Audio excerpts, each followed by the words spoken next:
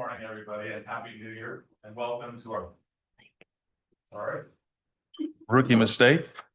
Good morning, everybody, and Happy New Year, and welcome to our first regularly scheduled board meeting this January 13th. If we could all stand for the pledge.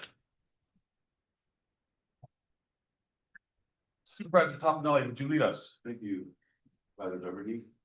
I pledge allegiance to the flag of the United States of America and to the republic which stands one nation under God, indivisible, with liberty and justice for all.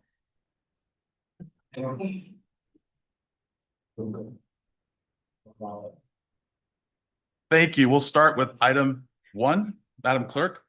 Action item, Clerk of the Board of Supervisors, election of the 2026 Chair and Vice Chair of the Board of Supervisors. Thank you. With that, I'll bring it to the board.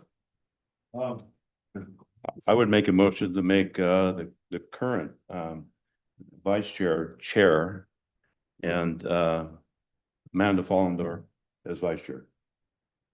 Do I have a second? I'll second that motion. All in favor? Aye. Aye. Passes, I guess, 5-0. Gavel. Sir? Not yet, not yet, not yet. Throw the gavel. Still got my name on it. Yeah. Do we want to discuss seating arrangements during this item or? Yeah, I think so. I think that's appropriate. If anybody would, has any ideas, I'm comfortable where I'm at. Functionally, sir, thank you. I'll give it back. So I'm Is it- fine switching wherever I need to be. I'm I'm fine where I'm at, unless you want to. Mr. Hubbard, do you want to move? No, I like being right by the door. Well, there's Safe one more place. seat. I can scooch down one. No, I'm happy if you're all right with it. I'm comfortable as long as everyone else is. Okay. This is functional for me. So with that, thank you, Martin. You did a phenomenal year last year. There wasn't too many fires started in the boardroom. You let us. I don't have the words right now. It's Well, thank you. It was an honor. yeah, no, and a pleasure was mine also. So, and thank you for the rest of the board. And I look forward to working with you all this year on, it's been a great board for years.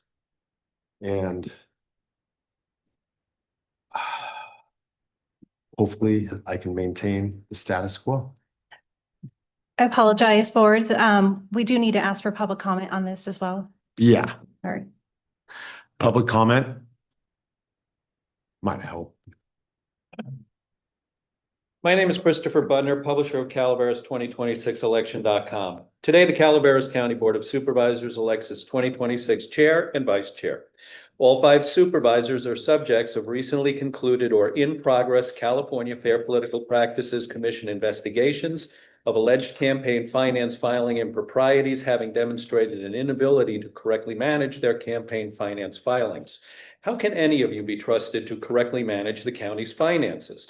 On February 3rd, 2025, Martin Hubbard, the outgoing board chair, received a stern warning letter from the FPPC at the conclusion of its investigation begun on July 11, 2023, declaring Hubbard a statements of economic interest non-reporter for having violated the Political Reform Act for substantial irregularities in his campaign filings. On January 8th, 2025, Ben Stopper, the incoming 2026 board chair, had an FPPC case open against him as a campaign non-filer to investigate substantive allegations of him having violated the Political Reform Act with irregularities in his campaign filings. Stopper is no stranger to FPPC investigations. On May 10, 2019, he received a stern warning letter from the FPPC for his failure to timely file a campaign statement. Stopper may now anticipate significantly more consequential FPPC measures, including substantial fines, as he was explicitly warned would occur if recidivist violations were confirmed.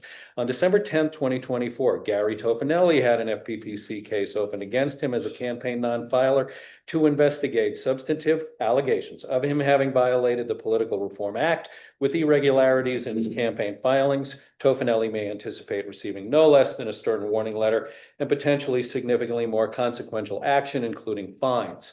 On September 25th, 2024, Autumn Mandel had an FPPC case opened against her as a campaign non-filer to investigate substantive allegations of her having violated the Political Reform Act with irregularities in campaign finances. Andel may anticipate receiving only a stern warning letter because of her proactive and forthright interactions with the FPPC. On July 16th, 2024, Amanda Follendorf had an FPPC case opened against her as a campaign non-filer to investigate substantive allegations of her having violated the Political Reform Act with irregularities in her campaign filings.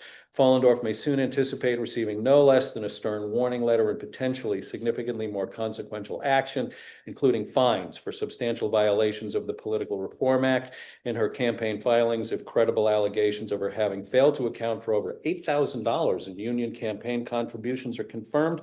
My name is Christopher Butner, publisher of Calaveras 2026election.com, a government watchdog and accountability blog. Thank you. Any other further comments on the election of the board chair? Ms. Crane, this is the board chair comments for this item, and we'll do public comment in a little bit, so. Oh, yes, absolutely, yes. You're more than welcome, Ms. Crane. Been a while. Welcome. So I just want to say that I think I haven't been here regularly since charming husband passed away, but for 25 plus years, I was here every single meeting, read every single board packet, watched everyone with an eagle eye, and learned a lot. Don't remember it all, but I remember when I hear something, if it was right or not. Anyway, I just want to say, Martin, it's refreshing to have a supervisor and a board chair with a sense of compassion and who is not afraid to think outside the box on behalf of his community. And I want to thank you because there are many examples of just that. So we are better off for having you here. Thank you, thank you, thank you. Any further comment? With that, we'll move on to, I believe, recognitions and acknowledgements. Staff announcements, sorry, Chair. I'm sorry? Staff announcements. Oh, staff announcements. My apologies. Staff announcements. Ms. Medina.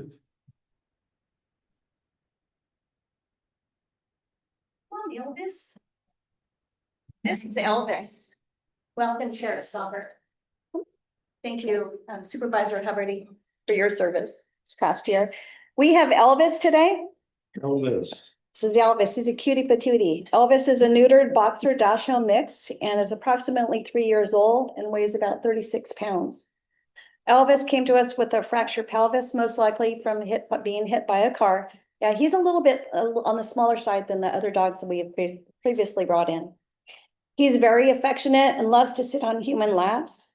He walks well on a leash and had a girlfriend at the shelter named Zoe, who just got adopted, so he needs a human family now. Since he has been a little fearful with strangers, we recommend an adults-only home, but once he bonds, he's very loyal and very loving. We did find out when we took him to the veterinarian to check on his hip and to get neutered, that he is calm around cats. So that's a good thing. He also gets along with other dogs. If you're interested in Elvis, please come and see us. And if you have other pups, a meet and greet is required. So February is just around the corner, and so is our second annual CCAS Valentine's Day event. The event will be held on Saturday, February 7th from 10 to 2 at the Government Center right in the front. All dog adoptions are sponsored by our wonderful friends of Calaveras Animal Services, Focus, and there will be food trucks. This is like a big deal. Food trucks, games, presentation of the Love Your Pet Award as well. Please come and join in on the fun, and more details will follow at the next board meeting announcement. Our dog volunteers in December gave 732.5 hours. Cat volunteers gave 89 hours. To our dog volunteers, thank you for being the highlight of our Shelter Dogs Day. Whether you are braving the rain for a walk, patiently working on sit and stay to help a pup become more adoptable, or simply offering a calm presence to a frightened soul in a kennel, your impact is immeasurable. You provide the exercise and mental stimulation that keeps their spirits alive while they wait for their forever homes. To our cat volunteers, thank you for your gentle patience and quiet compassion. From socializing shy kittens to providing much needed lap time for our residents, you make the shelter feel like a home. Your work reducing stress levels in the cat rooms directly saves lives by keeping our feline friends healthy and happy. To our focus partners, your tireless advocacy, fundraising, and support allow us to provide medical care and second chances that would otherwise be impossible. Elvis is an example of that. You are focused in so many ways, keeping our animal hearts beating. Because of you, tails are wagging and purrs are echoing. Thank you for choosing to spend your heart and energy with CCAS. So CCAS, during our Petsgiving, which ended December 31st, we have a 10 by 12 room full of good stuff, anywhere from dog crates to food, kitten food, pill pockets, wet and dry dog and cat food, toys for cats and dogs, blankets, slow feeders, potty pads, milk replacement for kittens, and dog and cat treats. So we want to thank our community for donating all of that good stuff for our community shelter. And that is all I have. Do you have any questions? Thank you. Thank you, Lisa. Further staff comment?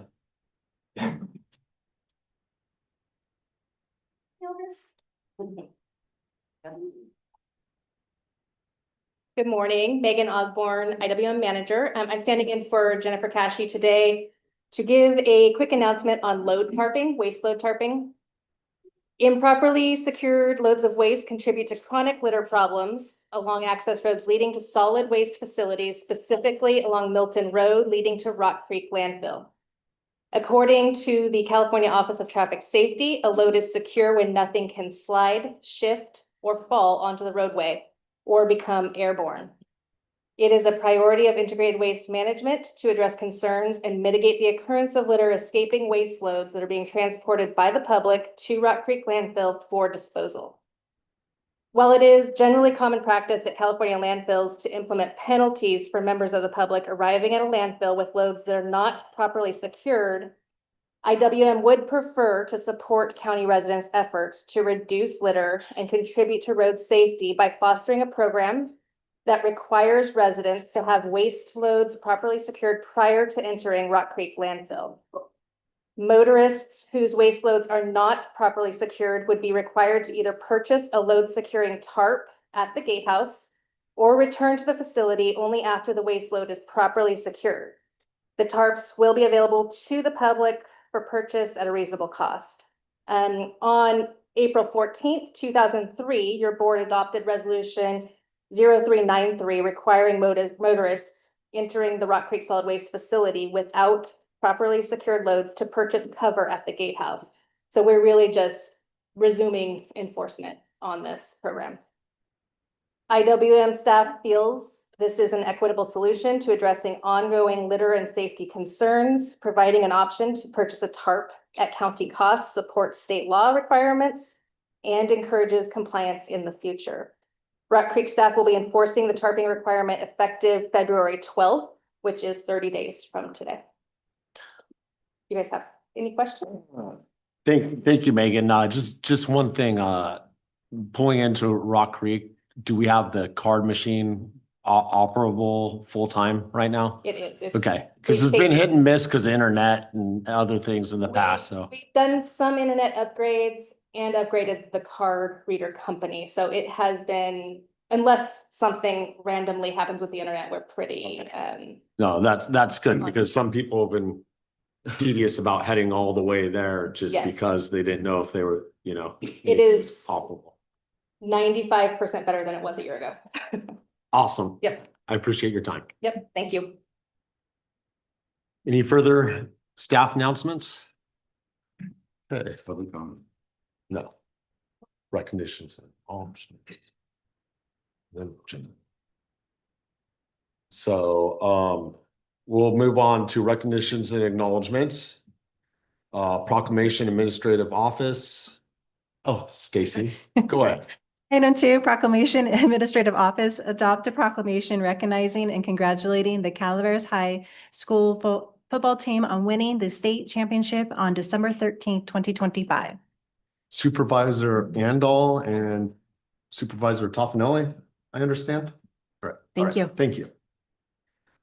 Whereas the Calaveras High School football team completed a historic season, culminating in a decisive 42-21 victory in the state championship game on December 13th, 2025.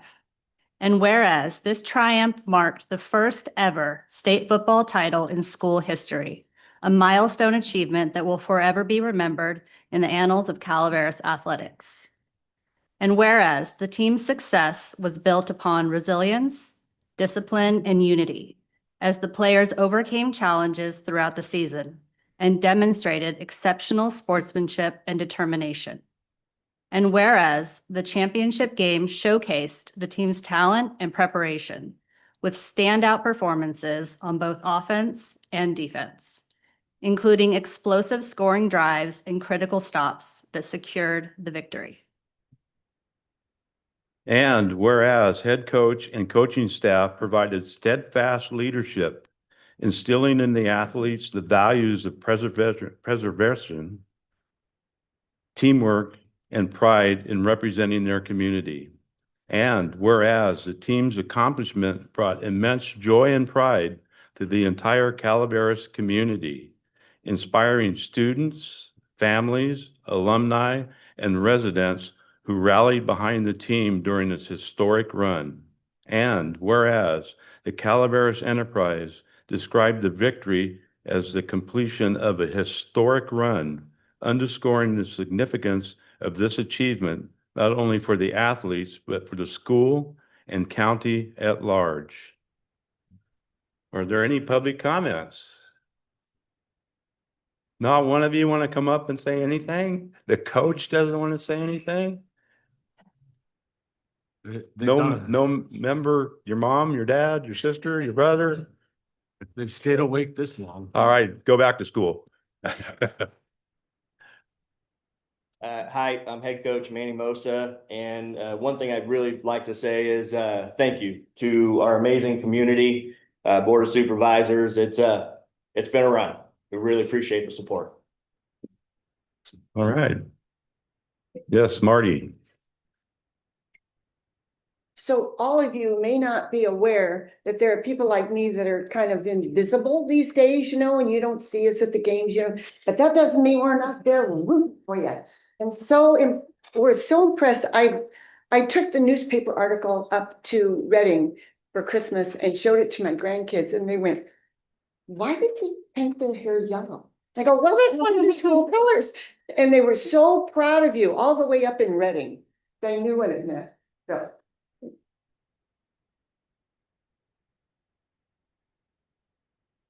I'm Jared Hungerford, Calaveras County Superintendent of Schools, and I also want to congratulate you guys on an amazing season. We've been following along as your assistant coach, Joel Sanchez, is our maintenance director at Calaveras County Office of Education. And so he's been keeping us abreast of everything going on in your season. It's been just a lot of fun following your journey through his eyes. So congratulations on this significant achievement. Well done. Any other public comments? All right, I'll bring it back to the board. Any comments from the board? I would just like to say thank you for, exemplifying Calaveras strong and making us proud. I'm an alumni. I have children that go to school with you. My nephew is here. And it was our greatest honor to follow you to LA and watch you play down there. And thank you. Keep on making us proud. Ditto, there's not much more to say. Also a Calaveras alumni, and I have a child and previous children that went to Calaveras High, and hold your head high because your achievements are great. And you know what? This is a great foundational point for you to start your life moving forward. So, keep that in your pocket and work towards success and keep it going, gentlemen. There's no ladies on the team. I'm just making sure. So I gotta. And my son and grandson both graduated from Calaveras High School. Gus was on the baseball team. So with that, I'm open for a motion. I'll make a motion. I'll second it. I have a motion and a second. All in favor? Aye. Opposed? Passes 5-0. Now, therefore, be it proclaimed, the Calaveras County Board of Supervisors do hereby recognize and congratulate the Calaveras High School football team, their coaches, and all those who supported them for their extraordinary achievement in becoming state champions on December 13th, 2025. It's passed and adopted by the Calaveras County Board of Supervisors this 13th day of January, 2026.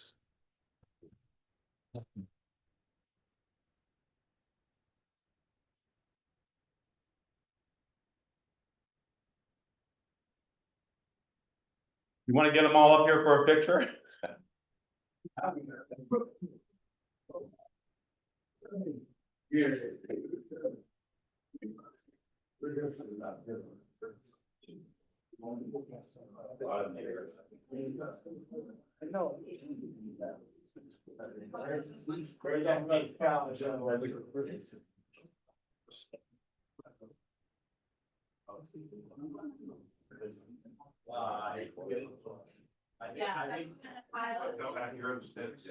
How hard do they go? I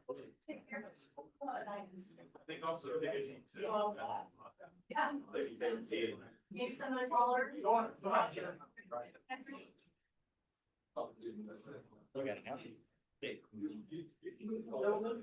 Take the center, you're guys with the stars.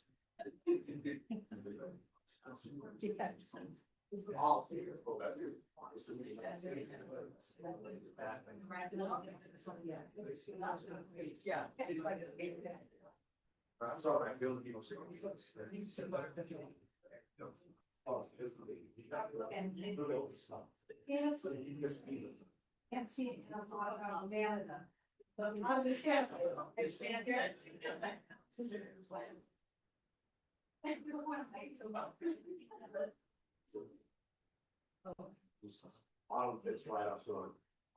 She told me to. No, that wasn't.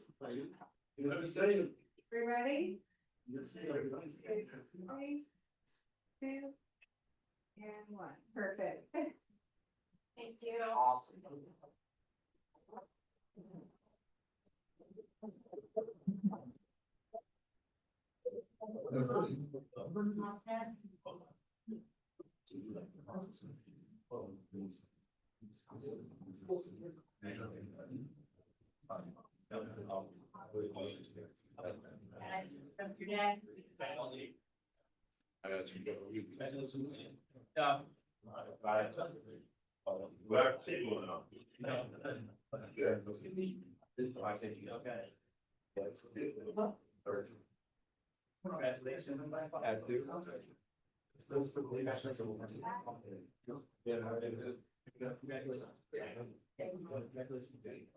Sure, I'd like to.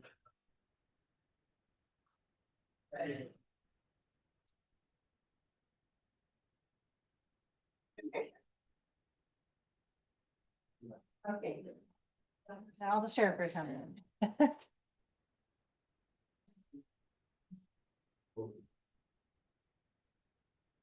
Hold on, everyone. Okay. Yes. Oh.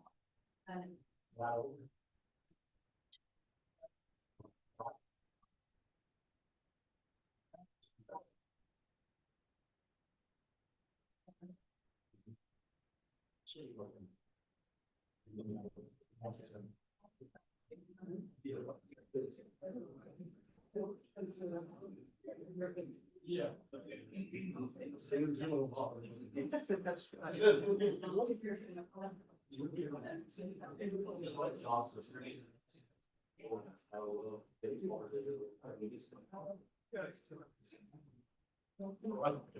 All right, Stacy, let's go on to the next recognition and acknowledgement, number 3. Item 3, proclamation, sheriff, adopt a proclamation recognizing Sheriff's Lieutenant Greg Stark for 31 years of service to the residents and visitors of Calaveras County and congratulating Lieutenant Stark on his retirement. Mr. Chair, I'd like to move this item to the end of the meeting. Hold the board. No. Oh,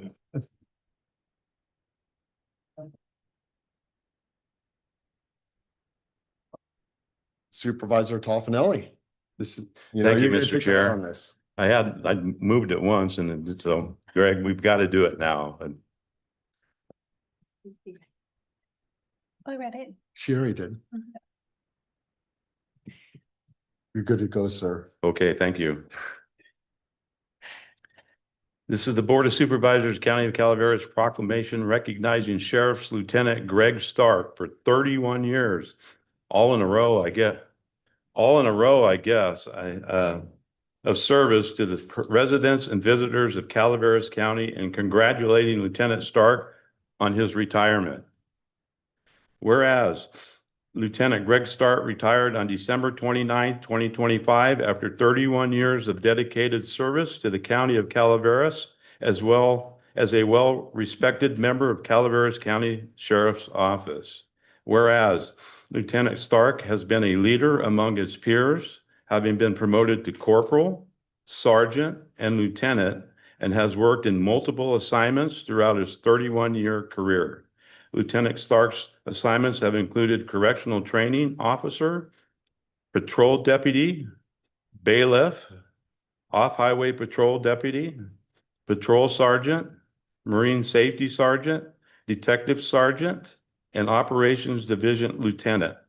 And whereas Lieutenant Stark has been a member of supervisor of special teams, including spending 25 consecutive years in leadership for the search and rescue team, 14 years as a member of the leader of the dive team, 12 years as a member of and eventual commander of the SWAT team, and 4 years as a member of the explosive ordnance disposal unit. Whereas Lieutenant Stark consistently placed extra effort in all of his tasks and held additional assignments, which have included neighborhood watch coordinator, K-9 program supervisor, crowd control team leader, rural crimes coordinator, public information officer, mutual aid coordinator, and the host of the Behind the Badge podcast. And whereas Lieutenant Stark has earned numerous degrees and professional certificates, including Masters of Science, Bachelor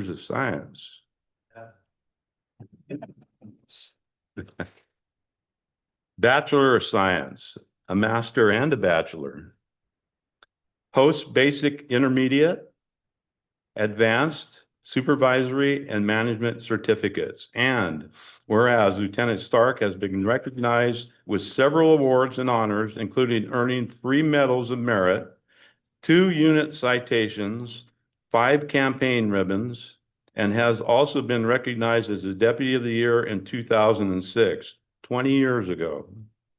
What have you been doing for the last 20 years then?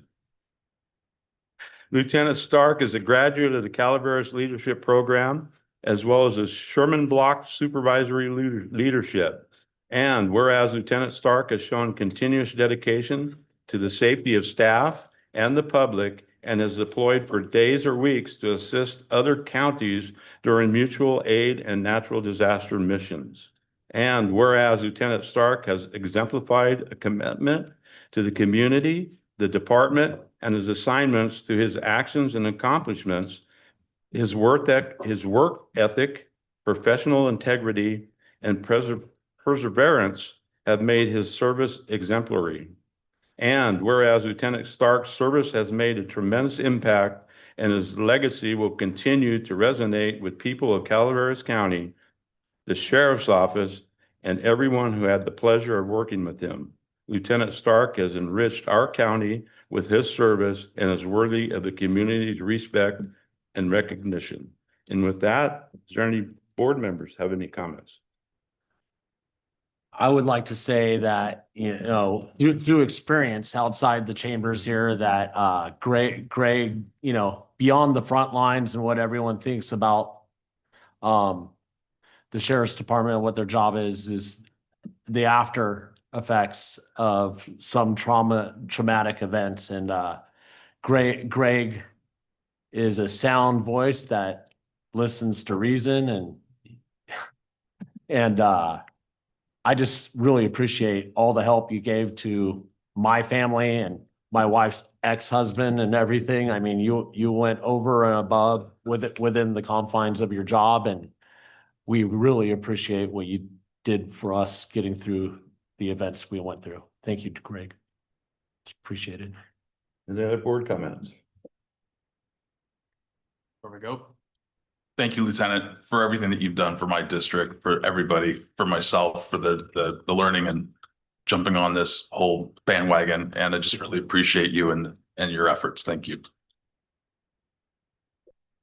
I'm going to echo Martin. Thank you for everything you have also done for my district. Also, when I started here in 2021, 2020, you really helped me understand more about the sheriff's office, and I really appreciate that camaraderie too, of allowing me to call you and talk things out of what's been going on in the district. So I really appreciate your not just your leadership and working with you, but also your friendship, and you will be missed. I'd also like to say thank you, Lieutenant, for everything in District 2 and countywide. This last year, I've enjoyed multiple community events with you and your leadership in those communities, and you'll be greatly missed. Hope to see you at fundraisers and everything else. Public comments.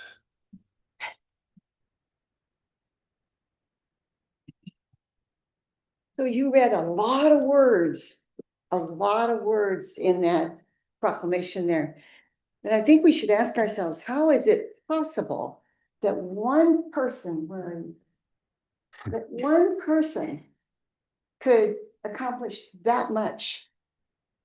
And you still have color in your hair. I'm just, I mean, there's so much more time, and I just ditto everything everybody said, but I just find it astounding that one person could accomplish as much as you have, and kudos.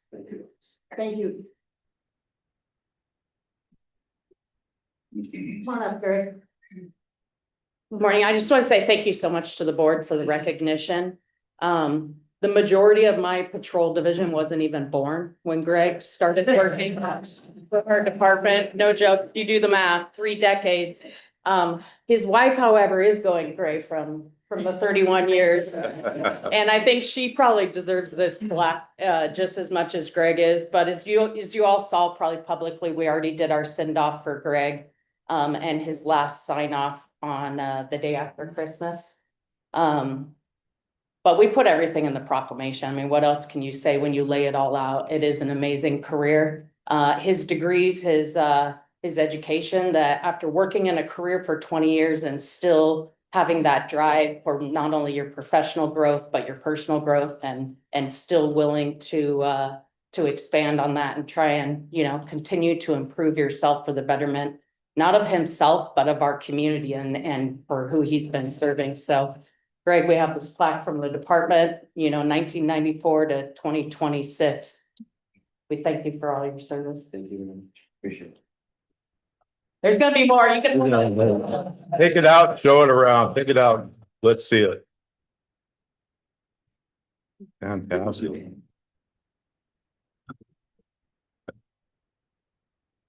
They spell Stark right on it? Close enough. That's it.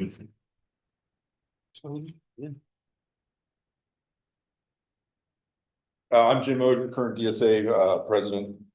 Greg was prior DSA president. He kind of paved the way for our union and our employees, and got us a lot of benefits and raises and COLAs over the years, and we just want to appreciate your service as a DSA member. Thank you very much. I appreciate that.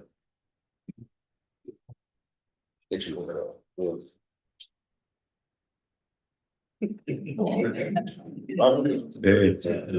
Michelle's filling up. Well, thank you very much. 31 years has been a long time. I started at 20 and a half in the jail, in the old jail with bars and everything. A lot of growing over the years, a lot of pain, a lot of suffering, a lot of laughs, a lot of crying. I accept these awards and recognition on behalf of everybody that couldn't make it. Since I started, over 3,000 law enforcement officers lost their lives on the line of duty, and countless others didn't make retirement because of serious injury. A specific horrible year was 9/11. Over 241 officers died that year. So on behalf of them, I accept these and your thanks and the proclamation for the ones who didn't make it. So thank you very much.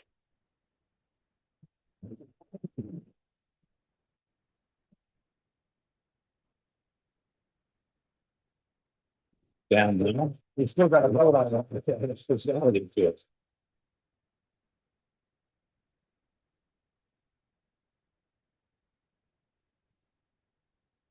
Any other public comments? Wait, we're not done yet. Hold on. We haven't voted yet. So yeah, public comment. Jesse, come on. I just wanted to come up real quick. Jesse Fowler, Agriculture Commissioner. It wasn't mentioned, so Greg put a lot of effort into the Ag Pass program, and I just wanted to thank him for all of his coordination and getting those trainings together. We're really gonna miss him. Thank you, Greg. Congratulations. Any other public comments? Lisa Medina, Environmental Management Agency Administrator. Greg, we're gonna miss you. Greg has always been committed and engaged in almost everything we do across all the departments that we manage. And he's a great colleague, and we're gonna miss him, and I just want to thank him for his service.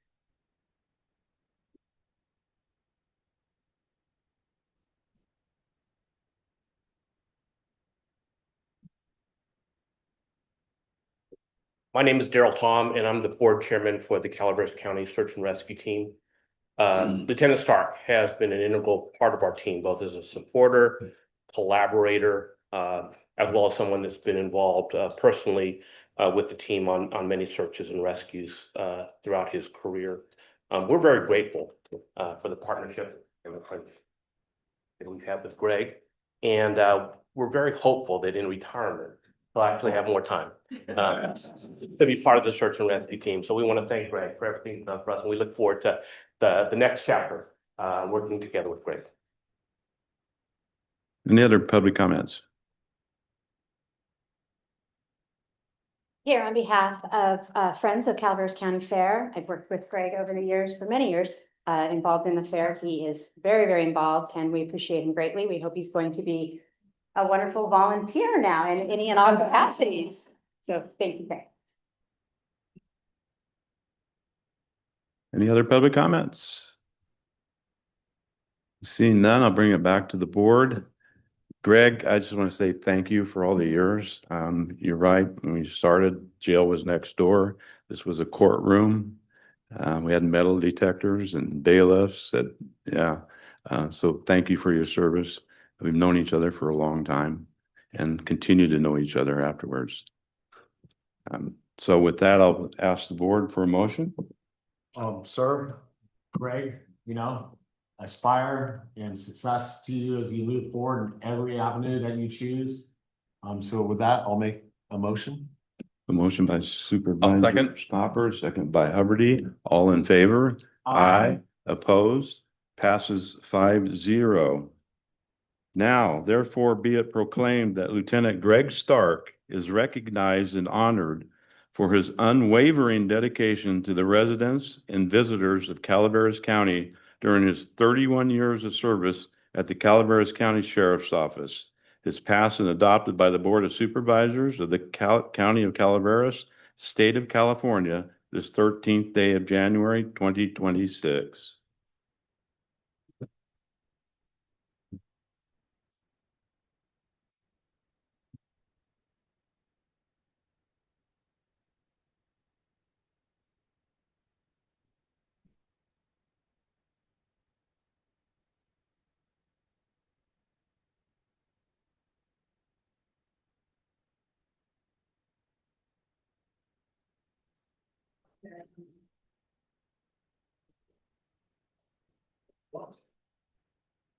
Yes, ma'am. Anthony, up here. Anthony, I'm sorry. Awesome. No.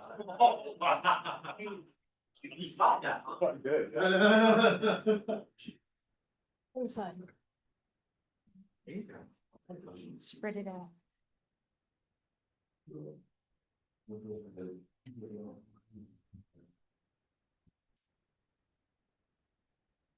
Ready?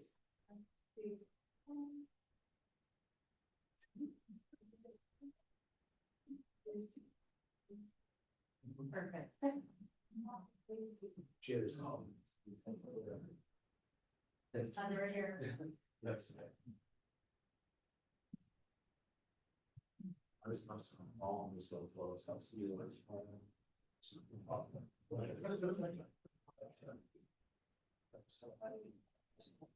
Thank you. Thank you, man.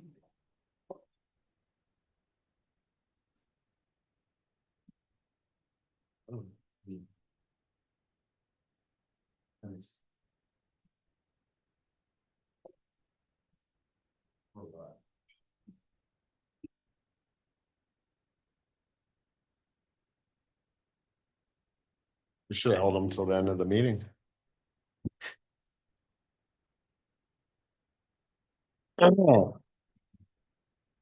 General public comment, Stacy?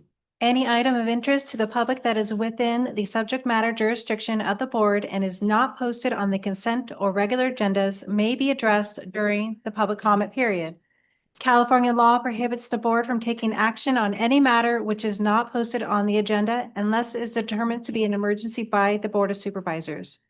If public comment is completed before the 30-minute allotted time period, the board may immediately move to the next order of business. If public comment is not completed during the allotted time period, it will be continued as the last item of business in order to provide an opportunity for the remainder of comments to be heard.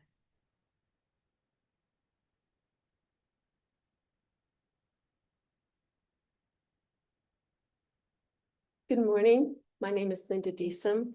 I live upcountry in District 2, right next to the South Fork of the McCallum River.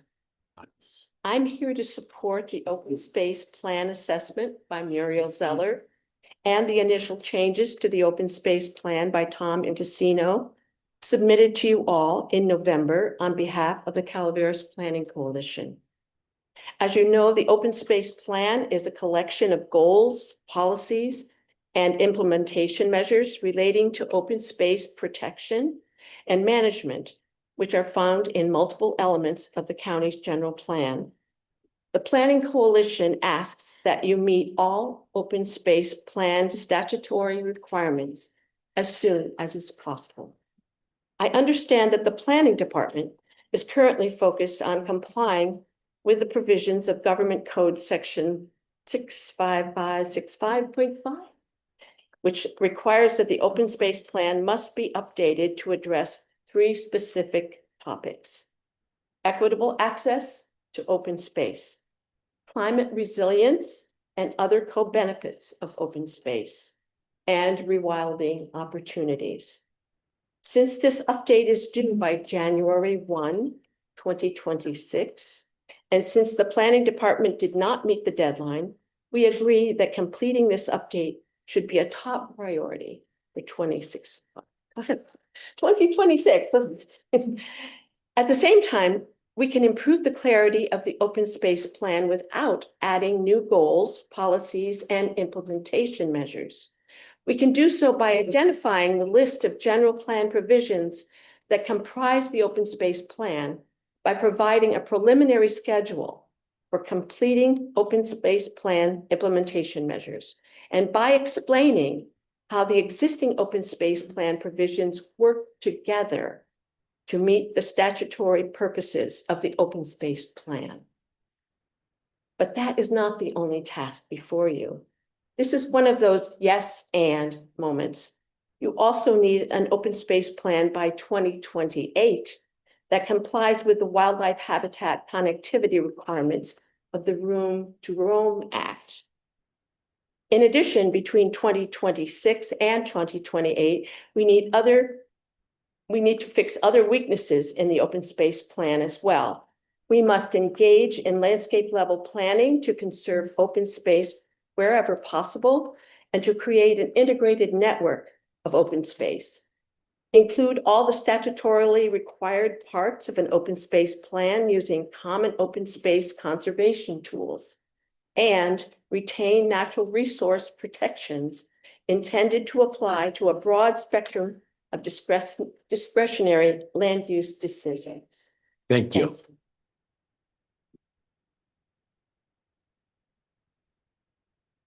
My name is Sue Holper and I live in Vallecito. I'm here to support the open space plan assessment by Muriel Zeller and the initial changes to the open space plan by Tom Infestino submitted to you all by email on behalf of the Calaveras Planning Coalition. In particular, I encourage you to engage in landscape level planning to conserve an integrated network of open space. A central feature of the existing open space plan is a set of implementation measures to reduce the harm to open space resources from future discretionary development proposals. While we appreciate the importance of such mitigation, it merely reduces the harm to these resources from a narrow category of activities, namely future discretionary development. Alone, these mitigation measures and protocols cannot comprehensively address open space conservation across the landscape because the landscape is and will be shaped by past, ongoing, and future harm from other sources, such as by right uses, government agency and utility uses, and climate change. The open space statutes call for a comprehensive plan to conserve open space wherever possible, to create an integrated network of open space to provide for outdoor recreation, sustain fish and wildlife habitat, continue agricultural timber and mineral resource production, ensure public safety, and protect cultural resources. A proper approach to such planning would inventory existing conditions of these resources across the landscape, identify the future conditions sufficient to meet open space conservation needs, and adopt the goals, policies, objectives, and implementation measures sufficient to achieve those future conditions. See the Zeller assessment. As an example, look at wildlife habitat planning. Because there are so many adverse conditions on the landscape in Calaveras, our open space plan needs to identify an integrated network of blocks, corridors of habitat that need conservation and management to maintain viable populations of the full spectrum of local fish, game, other wildlife species. Then the open space plan can identify the various tools the county will use in collaboration with other jurisdictions to conserve that habitat. This is essential if the county is to meet the requirements of the Room to Rome Act after January 1st, 2028. This very same landscape level approach can be used to sustain agriculture, timber, and mineral production, ensure public safety, protect cultural resources. When you direct the planning department on priorities for this year and next, please direct them to take a landscape level approach to consider an integrated network of open space resources. Thank you. In the interest of time, we have more than 10 people. If we have more than 10 people lined up, if we could, some of you are talking at the same point, get in order because I limited it to a half an hour total. But I don't see 10 yet, but if there ends up being 10, so. My name is Joyce Tekel. I live in District 1. I am here to support the open space assessment by Muriel Zeller and the initial changes to the open space plan by Tom Infestino submitted to you all via email in November on behalf of the Calaveras Planning Coalition. Specifically, I am here today to encourage you to include all the required parts in your open space plan and to embrace common tools for open space conservation. As the assessment points out, there remain statutorily required parts of an open space plan that the county still needs to complete or update. Some of this information could be summarized in the plan and incorporated by reference in the plan from existing documents. In addition, to date, Calaveras County has not fully embraced the basic planning tools used to conserve open space. Calaveras County does not fully embrace the use of permanent conservation easements to conserve open space. Calaveras County has an open space zone and an environmental protection zone in the code, but we only apply those zones to the zoning map in very narrow and exceptional circumstances. Calaveras County has not approved guidelines for the proper application of clustering or the proper location of clustering.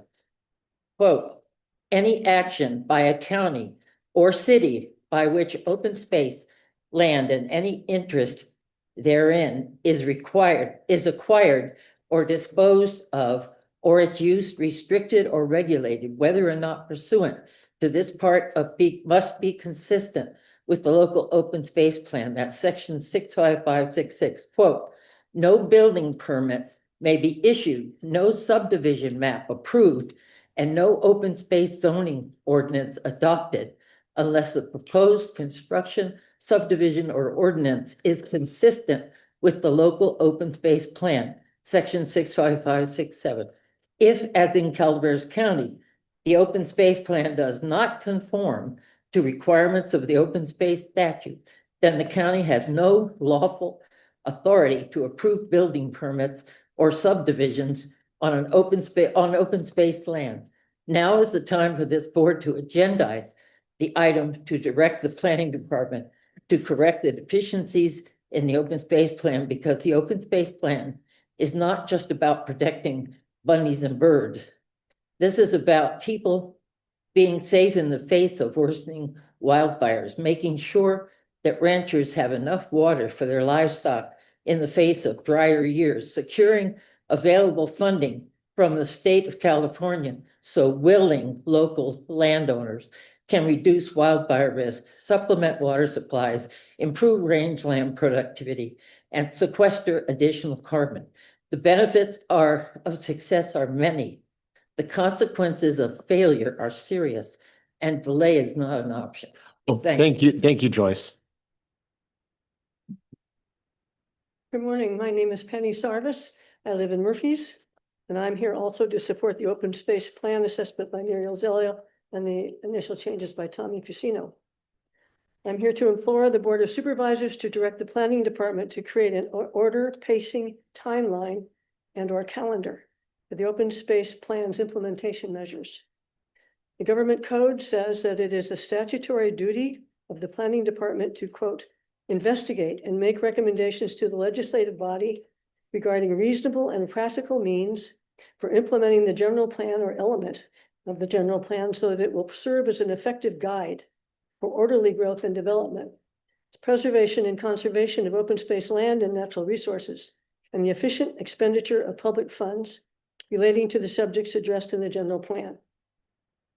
The county has argued that there is no specific statutory duty to have an implementation timeline or calendar, but the question is, would it be a good idea to have an implementation order, pace, timeline, or calendar? Would it help the planning department to meet its statutory duty to recommend means to implement the general plan?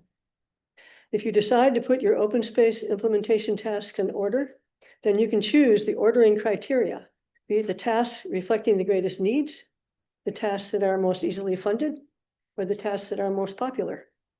If you give your implementation effort a pace, like completing 2 tasks per year for the next 5 years, then if you fall behind your pace, you know you may need to increase staff and funding to catch up. If you put your tasks on a timeline, like bunching them into smaller packages for implementing over successive 5-year periods, then you can prepare in advance to get things done by identifying costs and staffing needs and identifying funding sources. In Tom Infustino's written comments that he sent to you, he provided a sample open space plan implementation schedule, which puts implementation tasks into topical groups to be completed in 2-year increments. This allows the county to select staff or consultants with topical expertise and to engage topical interest groups like ranchers, miners, timberland managers, when drafting codes or outlining programs meaningful to them. Jurisdictions with complete open space plans get priority when seeking state open plans funding. The foothill counties with which Calaveras landowners must compete, including Plumas, Placer, El Dorado, Amador, Tuolumne, and Mariposa, complete their open space plans with some form of implementation guideline. timeline. Please add an implementation timeline to our open space plan to help us compete for those funds so that willing landowners can implement the general space plan. Thank you. It's great. You see it. We learned things today on it. You know. I'll help myself. I'll turn on my microphone. Good morning. My name is Marty Crane. I live in Valley Springs. And I too am here today to encourage you to build a complete and valid open space plan. As the Board of Supervisors, it is your job to adopt a valid open space plan. It is absolutely not your job to water down an open space plan to the point where it does not conform to the law, simply to preserve a unanimous board approval. Furthermore, if you choose to live with your current outdated and substandard open space plan, then any and all blame for the harm that stems from that plan, be it from wildfire or flood or the decline of the resource production sector of our economy, falls squarely and rightfully on your shoulders because you did not do your job. That being said, we at the Calaveras Planning Coalition do not believe the assigning of blame is or should be your primary motivation for completing an open space plan. We want a valid open space plan to maintain the multi-million-dollar resource production sector of the local economy, to provide for outdoor recreation, to reduce the safety risks associated with flooding and wildfires, to sustain viable populations of fish, game, and other wildlife species, and to protect Native American cultural resources. We hope you do too. In addition, we ask that you do not get these coming dates of the open space plan wrong. This is important because the state has the tendency to take away local powers that are not being effectively used. Over the past 55 years, the state of California has regionalized power away from local governments with regard to water quality regulation, air quality regulation, and groundwater basin regulation. Why?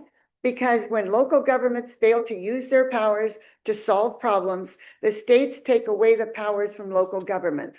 It's just that simple. In conclusion, if you want to avoid blame for the harmful failures of a substandard open space plan, if you want to achieve the lofty purposes of open space plans, if you want to hold on to the powers that you have to solve local problems, then please let us work together to fix the open space plan over the next 2 years. It will be far easier and far more rewarding than you think. On behalf of Calaveras Planning Coalition, I thank you for your time and attention today. Thank you. Thank you. Mr. Infacino, good to see you engaged again. It's been a while. Good morning. My name is Tom Infacino. As an attorney, I'm usually up here speaking on behalf of somebody else, but today I'm speaking on my own behalf. I don't know about you, but I really enjoyed Christmas.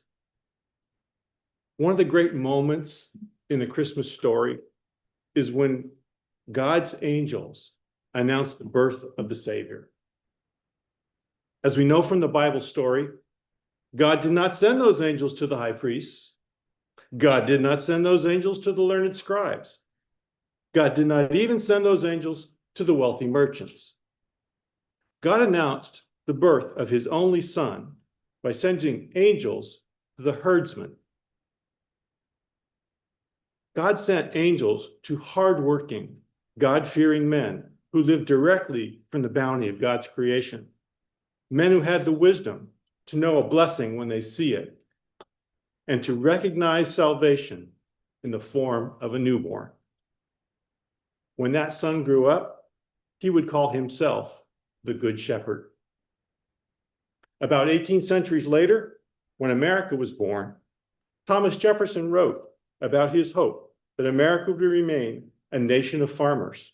Jefferson realized that the work of raising crops and livestock not only produced good food, but also good people, people with both the great strength and the nurturing spirit to lead a nation.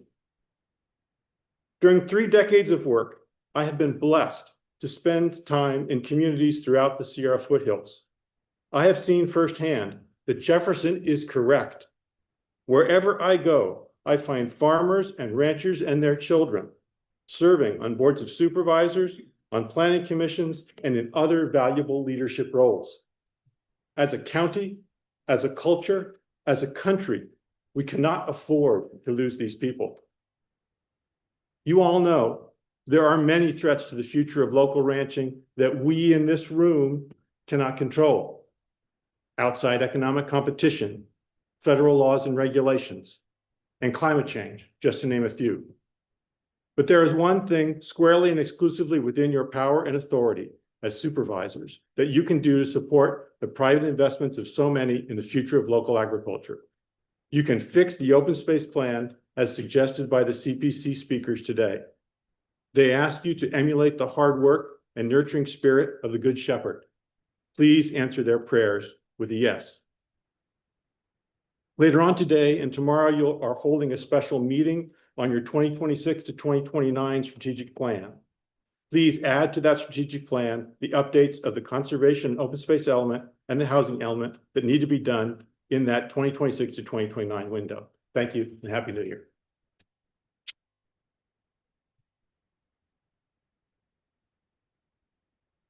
Mr. Butler. My name is Christopher Butner, publisher of Calaveras 2026election.com.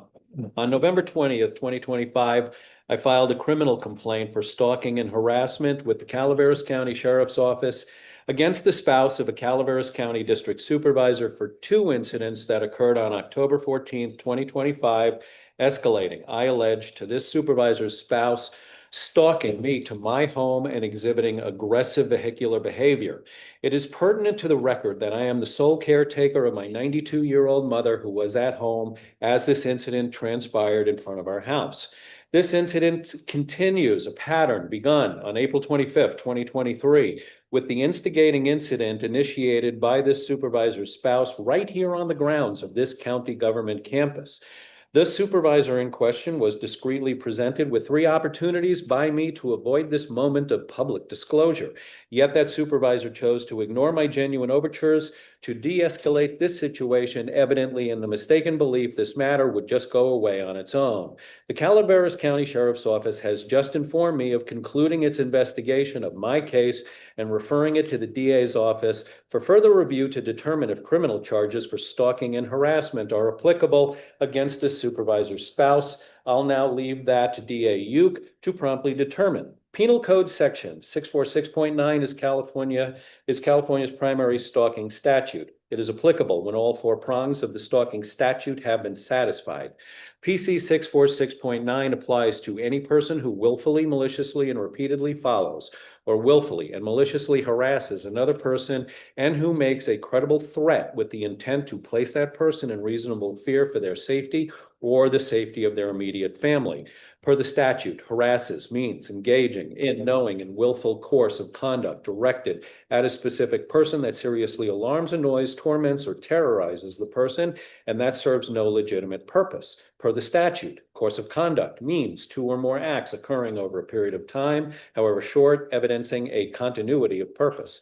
Per the statute, credible threat includes a threat implied by a pattern of conduct made with the intent to place the person that is the target of the threat in reasonable fear for their safety or the safety of their family, and made with the apparent ability to carry out the threat so as to cause the person who is the target of the threat to reasonably fear for the safety, their safety or the safety of their family. Noteworthy, it is not necessary to prove that the defendant had the intent to actually carry out the threat. The evidence supporting my complaint meets the 4 prongs of willful and malicious conduct, repeated acts, credible threat, and intent to cause fear.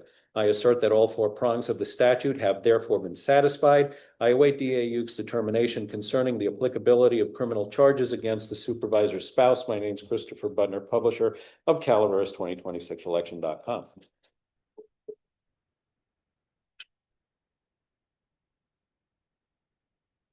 I got some documents here for the board there. Good morning. My name is Nick. I'm an honorary discharged veteran. Played a role in the suppression of the 2-7 fire.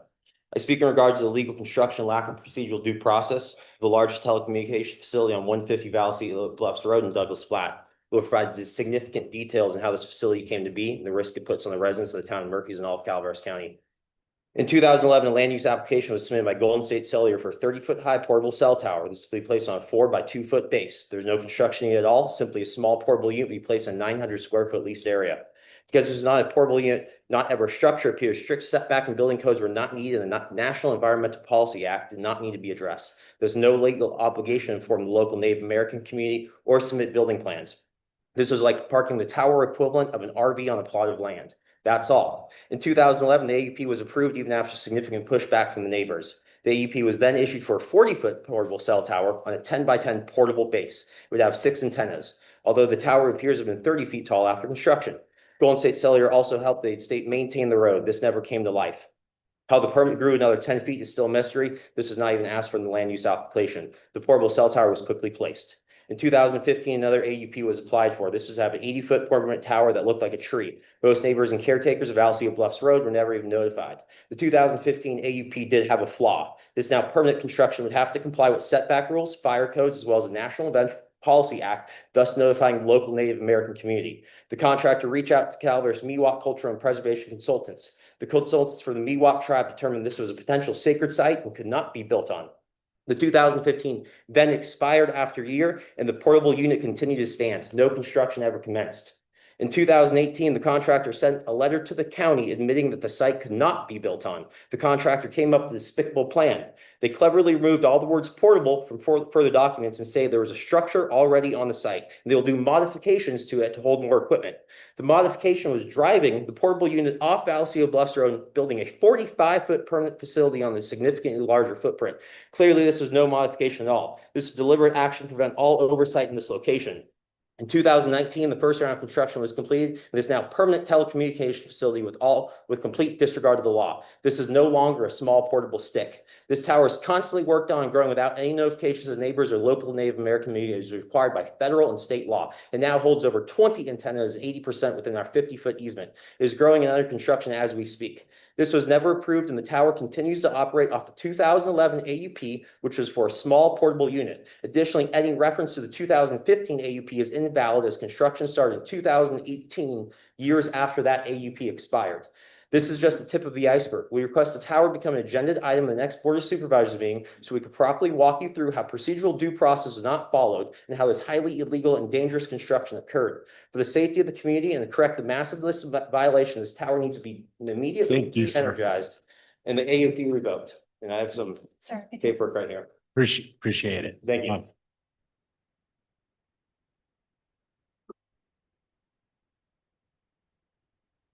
Good morning. My name is Amanda and I'm a resident of Calaveras County. I live on Vallecito Bluffs Road in Douglas Flat. I would also like to share my grievances regarding the cell tower on Vallecito Bluffs Road and dive deeper into the more technical issues. The tower is operating illegally and unsafely. It violates its 2011 administrative use permit and was improperly constructed in 2018. In addition, it continues to be a nuisance and fire life safety risk to the neighboring properties. In 2018, the county converted a 2011 permit for a portable tower into a permanent structure. It replaced a no-impact portable tower with a fixed foundation-anchored installation. In 2018, the project's own construction documents describe it as a new construction. Therefore, it should have met all current zoning setbacks and telecommunications facilities municipal code requirements, plus had a new AUP. The current tower violates many of these requirements. In 2018, construction required a 30-foot side and rear setback and a 60-foot front setback. Yet a certified survey shows the tower was built just 4.6 feet from the neighboring property line. Additionally, the new tower is placed significantly inside the 50-foot non-exclusive easement where construction is prohibited. The setback violation forces its fall zone onto the neighboring property. Per the municipal code, a 1-acre parcel or larger requires a minimum of 30-foot setback for fall zone. In addition, the county has failed to provide the residents of Vallecito Bluffs Road with a certified RF emissions report measuring radiation levels demonstrating compliance with FCC general population limits. Furthermore, the Native American Lands Approval through the National Environmental Policy Act never gave their approval for the new tower, and they explicitly denied construction on the site. The facility sits in a designated high fire severity zone and is legally required to meet the state and county fire safety regulations. The improper placement of the tower eliminates the required defensible space and creates a severe fire hazard involving high voltage equipment and a non-water extinguishable batteries. On the AUP, the applicant selected no for hazardous materials, but on the tower, there's a clear NFPA fired diamond, which shows there's a risk of hazardous and flammable materials. Though the tower is essentially a lightning rod, the Murphy's 27 lightning strike fire that went through Vallecito Bluffs Road this year demonstrates that this area is a high fire risk and is subject to 104-mile-an-hour winds. The cell tower's construction crews and heavy machinery have repeatedly crossed onto neighboring private properties, causing documented erosion, soil destabilization, and a misuse of the easement. The original 2011 AUP clearly states the applicant was prepared to contribute their fair share towards the maintenance of the road. The applicant has failed to uphold this and leaves residents to bear all costs. We encourage the tower be dismantled and to revoke the AUP. Thank you so much. Thank you. My name is Dennis Griffin. I live on the Vallecito Bluffs, what they're talking about. When I first moved up there in the middle of the 70s, I built my home. The tower didn't exist. When the tower was initially moved in there, it was on a huge tractor trailer type of, it wasn't permanent. It later became permanent for some reason. And at the time that it was being proposed, I came to the board meeting and they promised the board that they would help maintain our road because of their heavy equipment, which is going up and down a single lane gravel road. It's now in terrible shape and they're using boom equipment that is, work on the tower. And earlier this week, my next door neighbor who are wheelchair bound cannot get out. They need medical services. I was 8 minutes trying to get out the gate because they were moving equipment on 6 Mile Road and we couldn't go anywhere. When I came back from the post office with their mail, the equipment was still going up the road in less than a mile a minute. It took 25 minutes from 6 Mile Road to my driveway, which is the first house at the top of the hill. And all I could think of was if they needed emergency services, they were out of luck. You know what I mean? Because they can't wait 40 minutes for somebody to bring an ambulance up because that equipment is on the road.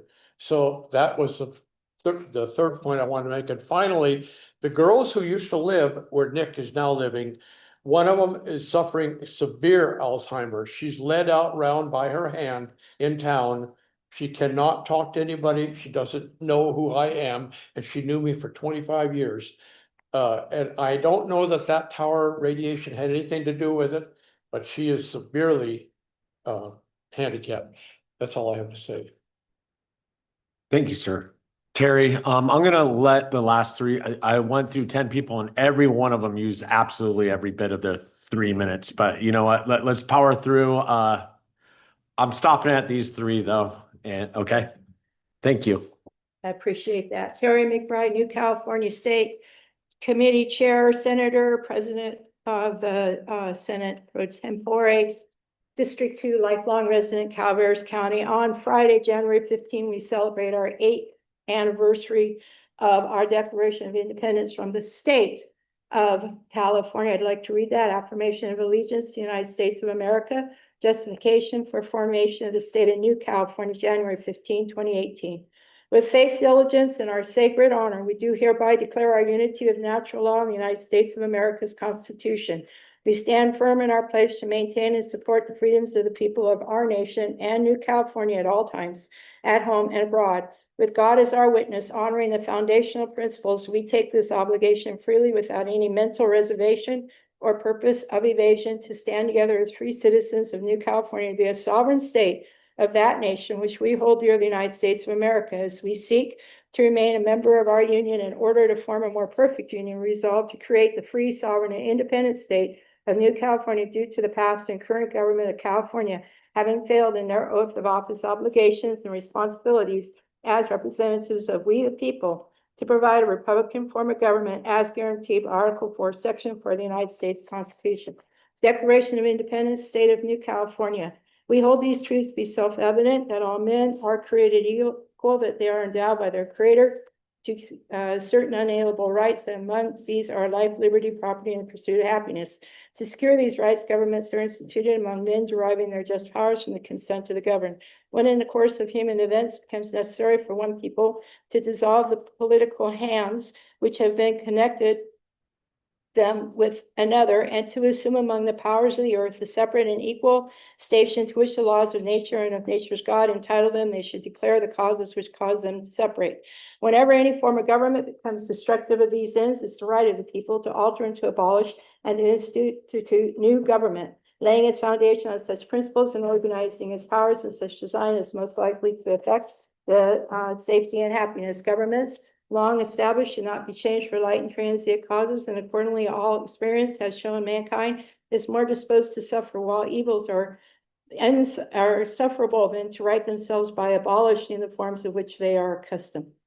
However, when a long train of abuses and acts to seize and hold the people's power without legal authority and pursuing invariably the same object that clearly demonstrates a design to reduce them under the despotism, it is their right and it is their duty to throw off such government and provide new guards for their future security. The history of the present governor and government of California is a history of repeated injuries and usurpations, all having in direct object the establishment of a tyranny over the counties of New California and the state of California. Please look up down at our website, newcaliforniastate.com, and thank you. Thank you, Terry. Do you have a cold? Hello, I'm Jared Hungerford, Calaveras County Superintendent of Schools. And while here, I want to take the opportunity just to express my gratitude for the relationship that the education community in Calaveras has with the departments of Calaveras County. We work together in so many different ways. Our work intersects in how we support students and families.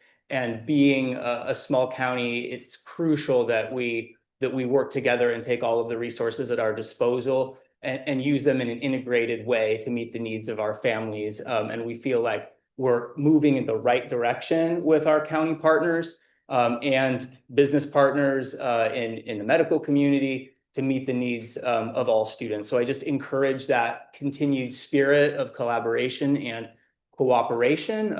Very recently, just to thank Eric Holt, who recently left, he pulled together a meeting for all of the superintendents in our county with Sheriff Whiting and Lieutenant Stark and Nick Caskey from CAL FIRE to talk about improved communication during emergencies. And we're just really grateful for that opportunity that everyone came together. And through that discussion, we were able to establish a couple of clear communication paths, and us in the education community learned quite a bit about how communication flows in emergencies.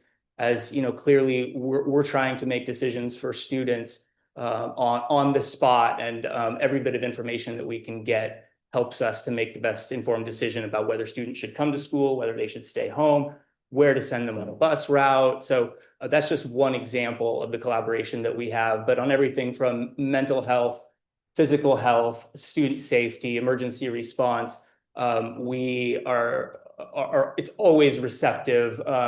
All of the people that work for you, that you oversee, have really cooperated well with us. And I just want to keep encouraging that spirit and that work as we aim to serve our community together. Thank you. Awesome. Thank you. It's a two-way street, so thank you. Ms. Herndon. Good morning, Chair and members of the board. I'll be brief. My name is Jennifer Herndon, and I'm here in the capacity of the president of the County SEIU 1021. I'm speaking on behalf of our organization today regarding the recent presidential executive orders that granted holidays this past December 24th and December 26th. Our purpose today is not to ask for action. It is to formally raise an issue and a request that this be brought back for discussion at a future meeting. Under our current memo of understanding, section 8.02, holidays appointed by president or governor require adoption by the Board of Supervisors. Earlier last year, when President Biden issued an executive order designating January 9th of 25 National Day of Mourning, the board appropriately exercised its authority and adopted the holiday for our county employees. The executive order issued by President Trump regarding December 24th and December 26th mirrors that same exact language. However, in this instance, the board was not given the opportunity to consider whether to adopt those holidays, and instead, you were told that no action was possible, effectively removing the board from a decision that the contract and the MOU clearly places with you. So our concern is not simply about the holidays themselves, it's more about the process and the consistency and with respect to the board's authority and the contractual rights of our employees. So we respectfully ask that you issue, that this item be agendized so that the board may openly consider it and provide clarity moving forward. Thank you, Ms. Herndon. All right. You ready for the consent agenda, Ms. Simpson? Yes. Consent agenda. Consent agenda items are expected to be routine and non-controversial. They will be acted upon by the board at one time without discussion. Any board member, staff member, or interested party may request the removal of an item from the consent agenda for later discussion. Mr. Chair, I'm going to recuse myself from item number 15. I will be voting on the rest of them. That one I will recuse myself from.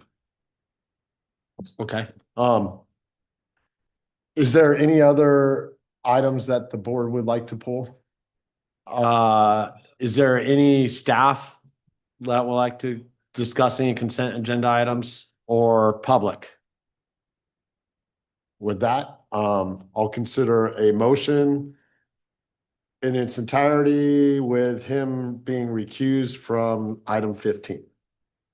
I'll move. Second. All those in favor? Aye.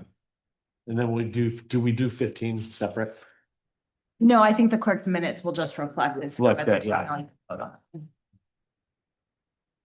Can we take a break here for the regular? Yeah, I think so. It's past 10. So let's do a 10-minute and then we'll get started with the agenda. Thank you.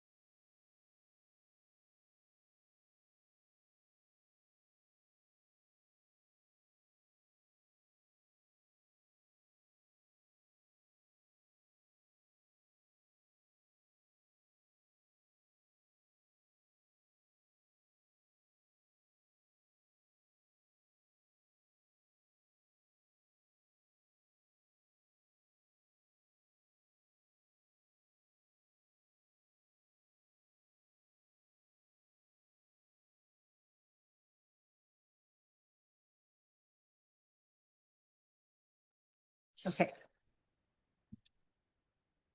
Thank you, Ms. Simpson. With that, we'll move on to the regular agenda. Let me make sure we got the right item number 38.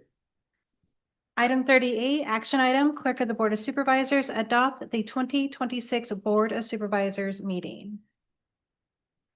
And I have the Meeting calendar. I'm fine with the calendar the way it is. I don't see it any different than what we've ever done. Any public comment? Come on, you guys don't have anything to say about the meeting calendar? All right. Anything online, Ms. Simpson? We have no online public comment. Thank you. I'll move this item. I'll second. All those in favor? Aye. 5-0 vote of the board. Thank you, Ms. Simpson. That would make number 39. Item 39, action item, Clerk of the Board of Supervisors, assign members of the Board of Supervisors to various committees for calendar year 2026. I did want to note that I did delete Calaveras Workforce Initiative. That was confirmed that was disbanded by the superintendent's office. But there is one addition, is the Park and Recreation Commission as having a board representative as ex officio member. Yes. Any supervisors have any comments to these ends? I believe there's one or two that have multiple. Chair, I just had two quick questions. What are the other two question marks that are put here along the side? I think that's just a note, sorry, ignore.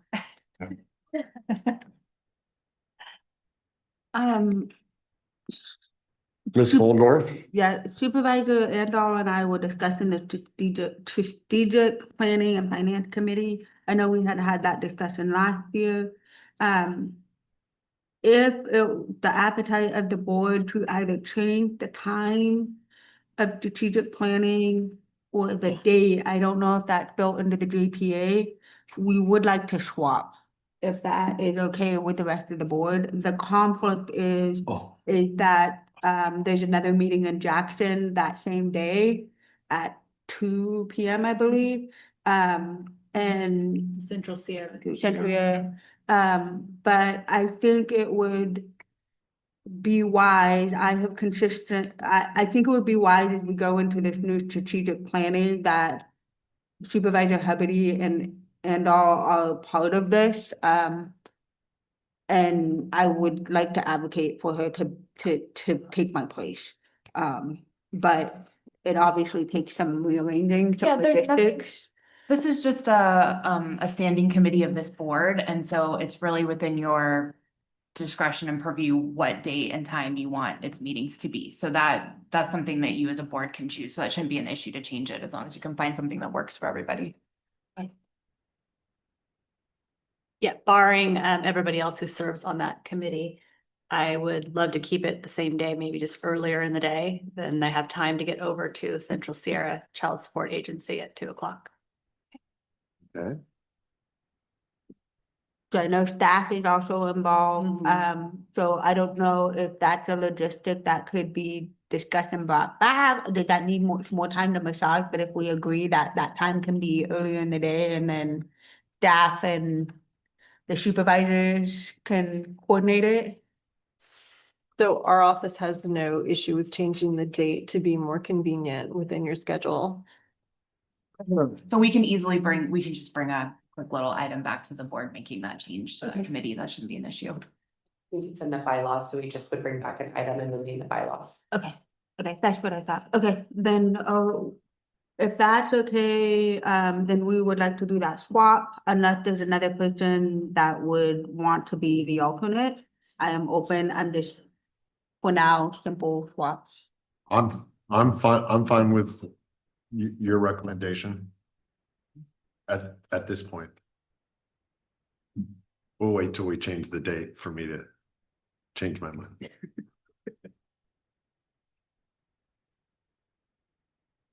I'm fine with everything. I'm not interested in changing anything I'm on. I'm fine. I'm comfortable. I mean, there's a few I've been made chair of once again this year. So, you know, it'd be beneficial for me to continue to carry the torch in those situations. Unless someone is wanting. And that was the only one, which was a carryover from last year. So everyone else comfortable? Yes. All right, well, public comment? Sorry, really quickly, for Parks and Rec, I need a board rep and an alternate, please. Oh. Parks and When Rec. is that?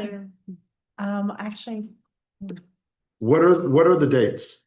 apologize, I did not. No worries. Let me My see. apologies, Stacy. I have it up. Isn't it next Wednesday? Yes, it is the third Thursday of each month at 9 AM. Okay. That conflicts every quarter with CSEDD for me, and I think there's another one that's off on that. So it's kind of conflicting at time for me. That conflict with OCOC the day before, because sometimes I don't get back into town until the following day in the afternoon. Drive faster. Leave that night. I'm in Leave the standard. next- yeah, for leave the that Agency night. On Aging on Thursdays. Those Thursdays. What was the reason why we need to be on? It's something, it was in their bylaws that they put as far as having the board member as an exo issue member. It's in their board approved bylaws, so. So Yeah. You didn't read it? apparently not. I missed that one. I was focused on the strategic plan bylaws, though. I knew what those bylaws were. I wouldn't expect, I didn't recall it, and I'm pretty sure I read it. Well, normally, all the years I've been on the board, when we get to something like this, it's usually the junior board member that gets to sign that. So, Miss Sandal? I was waiting for Are you, that. are you opening this? I mean, and looking for it, but you know, because you've been working so much on your parks. Have a lot of parks. Yeah, and I mean, you can Wait, report the news to us and we can just say no still. right. This Thursday I have CMCAA. That's This, this, the third yeah. Thursday in January, but I don't know that is consistent. no, that's a quarterly meeting, isn't it? Currently, so, That's just like, Yeah. my CSEDD. so navigating that so you're talking 4 meetings. So, potential conflict. so Supervisor Andel, we could bring that back, much like the strategic planning meeting, to find a more convenient date for your schedule. Okay, You have to make sure that's okay with the Parks and Rec Commission. They're pretty, I'll take it at, So, but do we need an alternate? Mr. Hubbardy. I was gonna say, I'm on the alternate list quite frequently, so I might as well just add it as an. I was addition. gonna say the same thing. well, The I'm third Wednesday. Pretty much the same. Sorry, We're all- apologies, board, it is the third Wednesday. Board, it's actually, it's the third Wednesday. Okay, then Oh, well, there's a lot of Hubbardy up there. okay, yeah, I've got OCOC. Okay. So that's Third Wednesday? I thought it Third was Wednesday, Wednesday. sorry. Yeah, So Kathy, there will be, a potential quarterly conflict for me if I. It's a Wednesday, not a Thursday, though, no. Oh, it's the win, right, so there won't be, okay. I accept.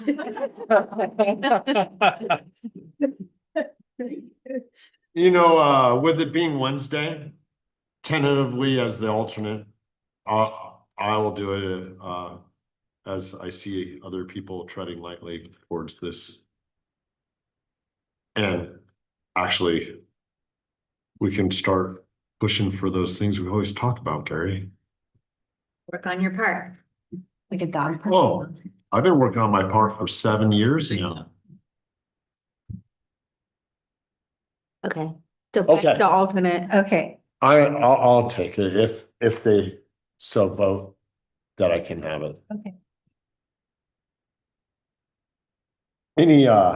Anything else? Mr. Toffenelli, you good? I'm good. Ms. Good. Fuller, you're good? Good. Ms. Andal? I'm good. McCallum River Association, Are they we disbanding? haven't met, Well, so. I thought I saw something where they But were they're looking at disbanding. I'm not totally sure though. Actually, that's I actually, thought I saw something. you know what? I was reading another agenda for another group Okay. that they were talking about it. So it wasn't, I'm staying on there, just let me know if I'm missing something. I don't think you're missing it. It's unfortunately. Okay. Mr. Hubry, I just wanted to say, Sierra Nevada Conservancy, I just wanted to thank Tuolumne County because theoretically they should have been the charge of this subregion this next year, but they passed it over to me. So I just wanted to acknowledge that. Very excited to still stay on that board in the active role. All right. Congratulations. Excellent. Yeah. With that, public comment? None? No online public comment. Thank you, Ms. Simpson. Do we have a motion? I'll make a motion that we approve as is with our 2 edits. Second. Be coming back. Thank you. That will be coming back for scheduling purposes. Okay, we have a motion by Hubbard, a second by Ms. Fullendorf. All those in favor? Aye. Aye. Passes 5-0. Number 30, Ms. Simpson. Item 40, action item, clerk of the Board of Supervisors, appointment of applicant to the Agricultural Advisory Committee. And so we had 2 applicants for District 4. Ms. Fullendorf, do you have any recommendations? I'd like to recommend to continue, Mindy as the, representative for District 4. I believe the other applicant, may go to another. Fishing game, yes. Yeah, fishing game. Fishing game, Yeah. which was just voted on, correct? Correct. Yes, so. So, I think we've got that, although I did have, never mind, it's a question offline, but yes, that would be my motion is to, reappoint Mindy. Okay, we have a motion, but Oh, we I'll need public comment. take public comment, but it's fine, Ms. Fullendorf, you're good. Public comment? Ms. Simpson online? We have no online public comment. So I believe your motion stands? Yep. Do we have a second? Second. We have a motion and a second. All those in favor? Aye. 5-0. We'll move on to number 41. Item 41, action item, Public Works, provide input and support for the Calaveras County Active Transportation and Recreational Trails Plan to position the county for a competitive application under the California Transportation Commission Active Transportation Program Cycle 8.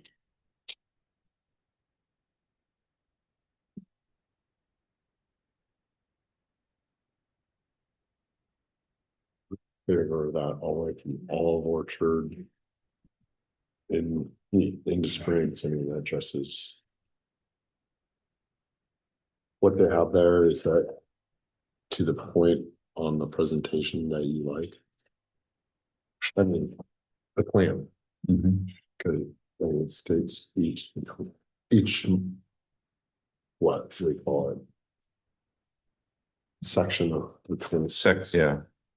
I mean, you worry about parts of 12, but 26, all the way from Springs to all orchards. But all Orchard Road and 26 is. Yeah. My apologies, Sarah. Morning, Board Chair. Board Supervisors, this is Michael Martin, your Public Works Director. I'm here tonight or today with this presenting the Active Transportation and Recreational Trails Plan. This is the draft version of the plan. If once the board agrees to which items that we want to move forward, then this draft plan will go to the COG and the COG board will approve so they can proceed with applying for grants as a result of this effort. So our recommendation here is to receive board input and support for the active transportation plan draft. And then to also obviously position the county for competitive grant applications. So why active transportation? It's focused on human powered travel, particularly walking, biking, and mobility devices. It builds safe, connected infrastructure and it provides the benefits of health, lower emissions, and stronger communities. There's a state commitment. The state has committed a number of Senate and Assembly bills to consolidate funding. There's $100 million available annually to the program, and it demonstrates long-term investment in active transportation at the state level. So the COG has put this plan together. They've worked with, done a lot of community outreach, public meeting, a lot of input and feedback from the community. So a lot of the recommendations that are in this plan are a result of those efforts. So this is direct community feedback and identifying the wants and needs of the community with regards to the various areas throughout the county. The full project list is available at walkandbikecalaveras.org. And if you want to see a more comprehensive view of all the projects that have been identified. This is just a quick overview map kind of showing an example of the work and effort that's gone into the plan and how comprehensive it is throughout the county. So as mentioned before, there's a grant opportunity. The deadline for this grant is June 2026. So it's important for us to receive stakeholder input and to position us for strong grant application. So these are priority projects that we've listed that we feel is the top 4 projects. But of course, this is just our staff recommendation. We wanted to have you, the board, review this and either concur or make alternative recommendations. So this is an example of Murphy's Main Street. Everyone's familiar with that area. It's obviously had a lot of attention recently with the median project. And there's a proposal here to potentially put in a shared use path on the east side of the road. And this would go from Pennsylvania Gulch or from Feeney Park to Pennsylvania Gulch and to Apple Blossom Drive. Another project here is Holcomb Dan Road from Vista Del Lago Drive. This is also a shared use path on the east side of the road. And then this is a Mohomni Hill Recreational Trail Loop. So this primarily came from a lot of community input in that area. They're interested in having some type of a walkable path as the roads throughout this area are very narrow and there's concerns about folks having to walk in the streets. I just have to say one thing, I totally get it. They like that, but with that historical community, the houses are, within 1 foot of the property line or the street in many situations. I don't know how we're gonna get around that with planning. In quite a few instances, and I can name the parts of the road, but that's for a different time. It's a hard nut to crack. Right. I know the need, but at the same time, people are the same people that will say we need to do that for them are the same ones that are like, except for in my front yard on that street. Right. Okay. Could it, and I don't mean just because you have this on the map, but I guess countywide with the historic district, because this isn't gonna be the only place, this is gonna be the issue. With how our communities were built with, the sidewalks off, is what we're also looking at is maybe not just the volume of traffic, but more of the accessibility of the sidewalks and making sure that they're consistent and easily accessible. Because, I've learned a lot with pushing a stroller around. I can't get around in some of these places. And it's been a pain in the butt.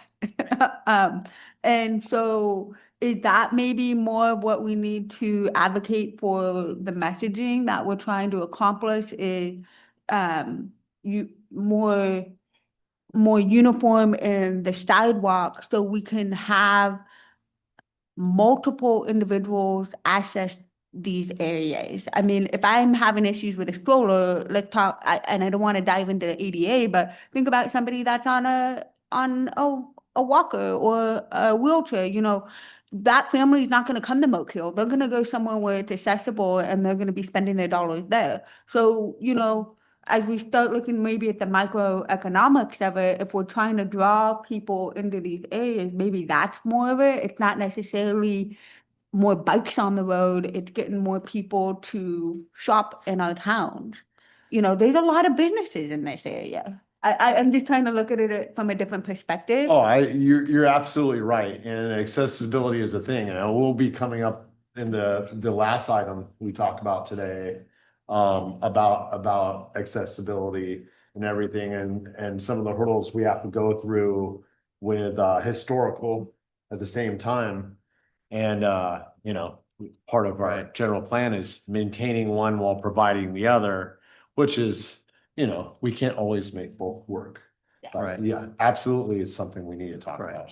So I mean, that's where I look at it, is more of that, or allowing, you know, we had the outdoor dining for a long time. Like, how do we make more of these places more user friendly and improve these areas to draw our communities to keep using these spaces.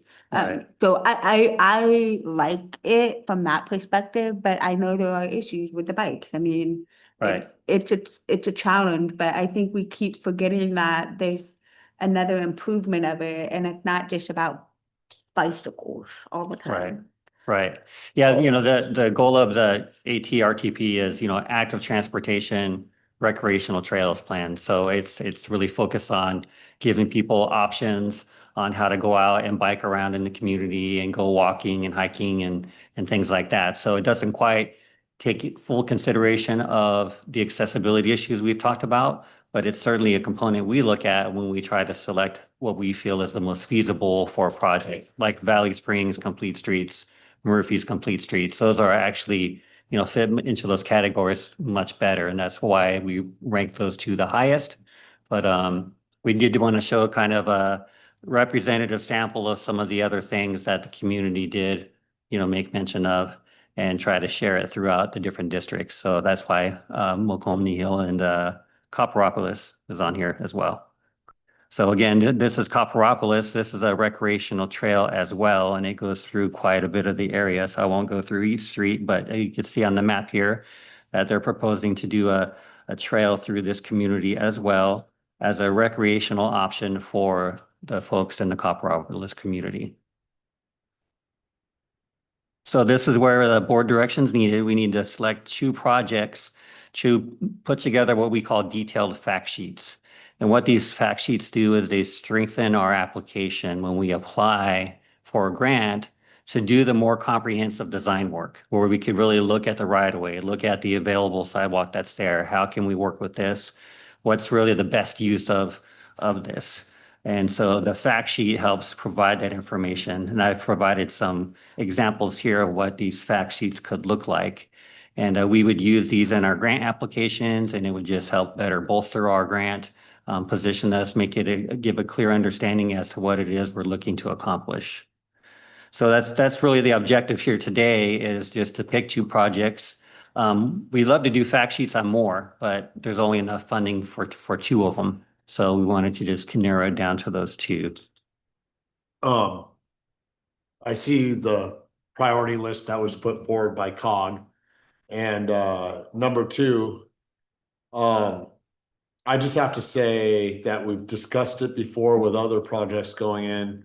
The section, and as far in Gary Toffanelli's districts, so you know, let me know if I'm stepping on your toes at all. But the point going from Main Street, Valley Springs, or the Highway 12, 26 intersection all the way to Gold Creek and on to Vista del Lago, there's, you know, if there's a pedestrian walking that area in traffic, it's dangerous.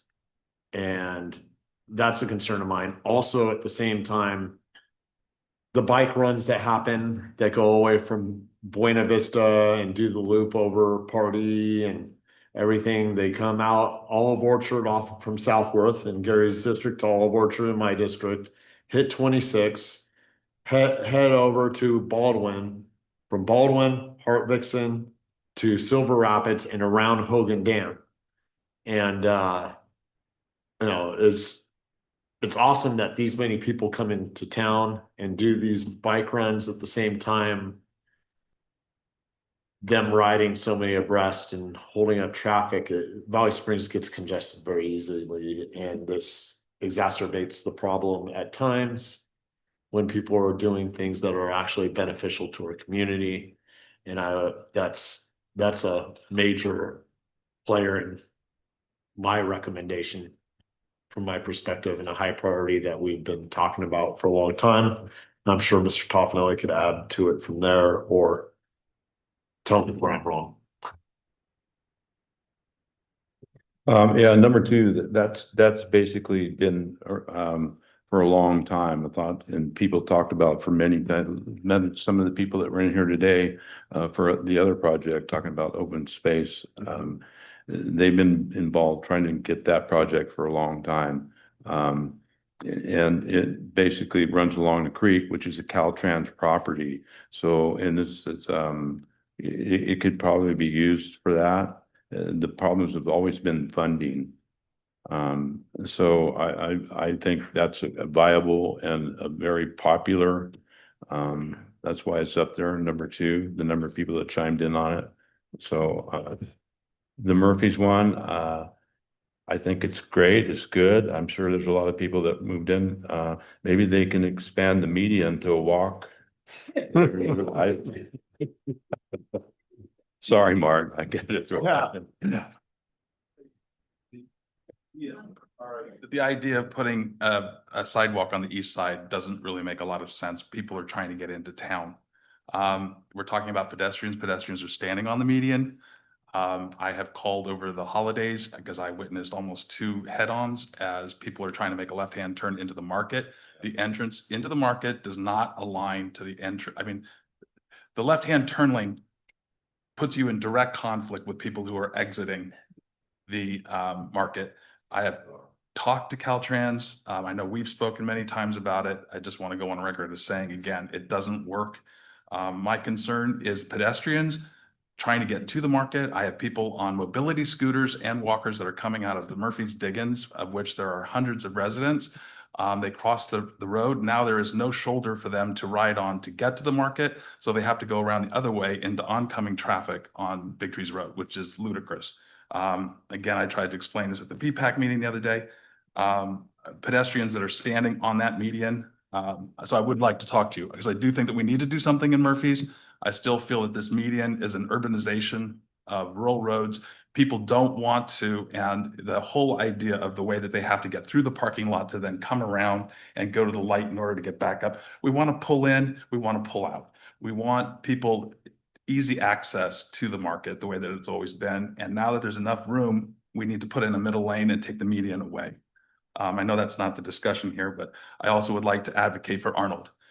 I've got a private entity that's looking at buying the meadow right now, and hopefully that will happen. But also I would like to talk to you about grants as far as connecting the 2 sides of town with a pedestrian walkway, be it a raised, like they do at Big Trees, a wooden walkway, what have you. I think it's really important. People are walking alongside the highway and there's not enough room, and especially in the wintertime. It would be wonderful to have another way of connecting that town. That's it. Thank you. And just one thing I'll add is, this is the active transportation recreational trails plan, but it also can provide alignment with other plans that we're working to move forward with, right? So we'll like with the complete streets. So the more projects we could identify throughout a number of different plans, the more of a better case we have for getting funding for a project. So I agree, the east side of the street isn't entirely the area of need up there, but it does add to. And hopefully by having the complete streets plan, having Caltrans support, we could really put together a good, meaningful project there. So that's the intent anyway, is to just try to make these plans work for what our needs are. Absolutely. And that's why I brought up from all of Orchard Road all the way into Valley Springs in that scenario, because you made that clear in here. Just to say with that project, why I feel so strongly about it is you're addressing 2 districts, and I agree. Well over 13,000 residents on a regular basis in that area, plus everyone that drives through. Yeah, and I agree. Right. And that intersection, is scheduled for improvements, Olive Orchard 26. Yeah.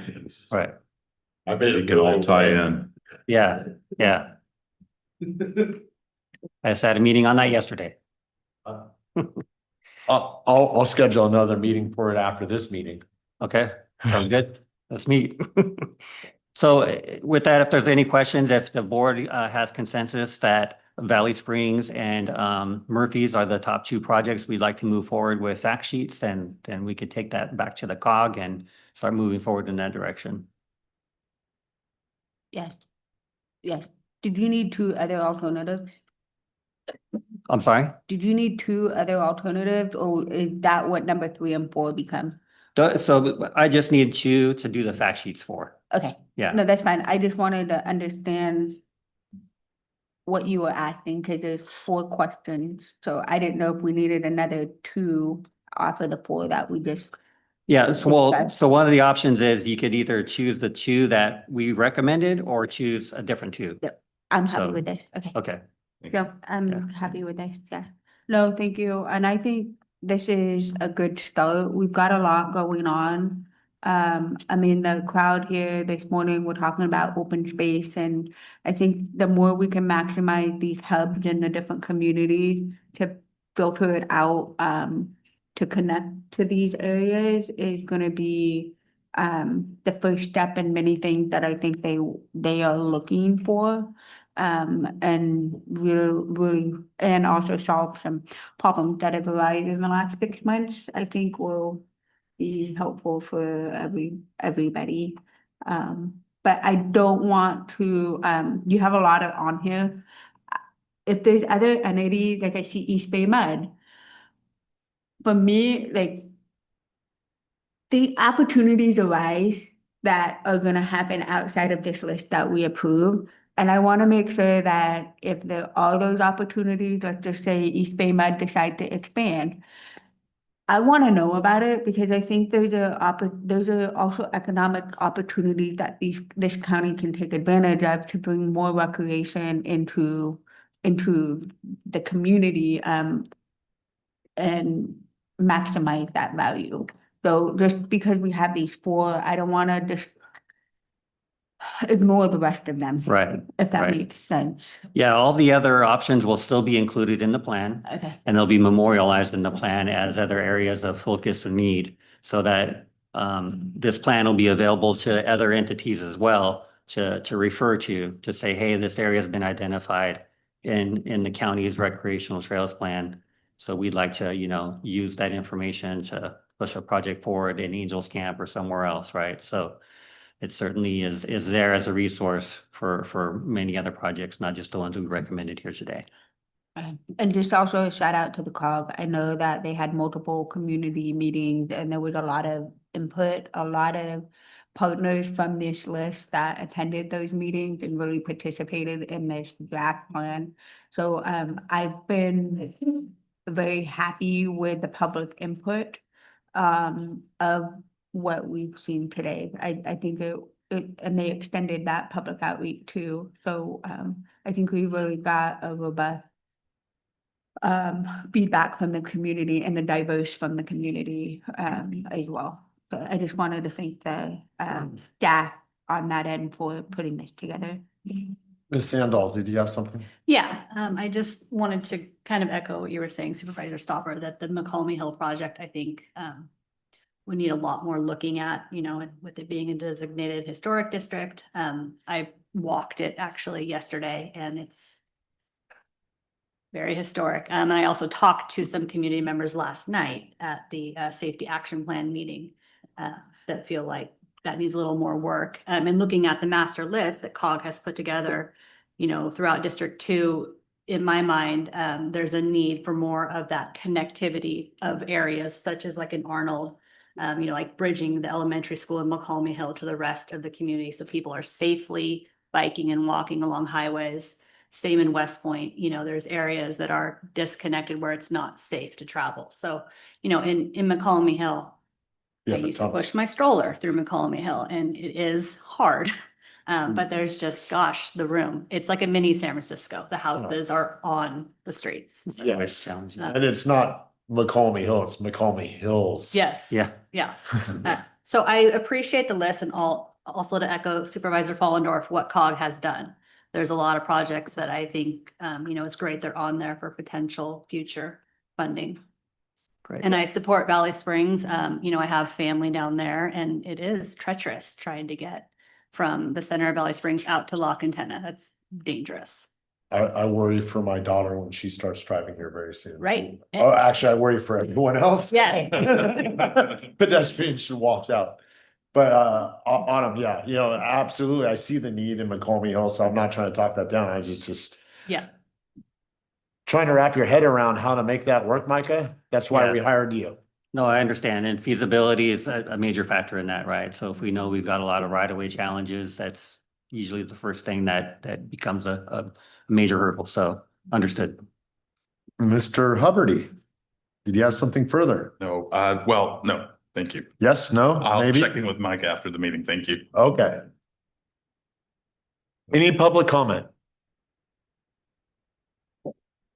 We have no online. public. Nothing online? No. Oh, Stacy, thank you. I'll bring it back to the board and barring any further public comment, I'll entertain a motion. I'll move.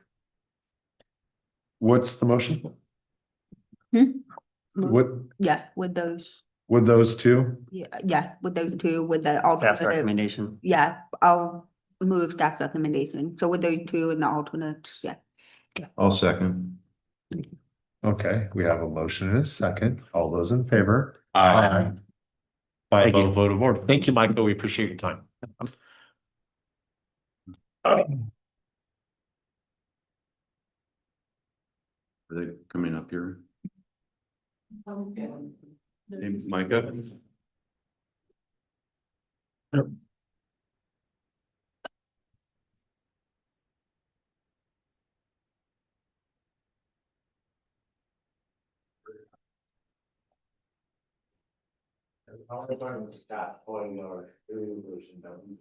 We can't see those.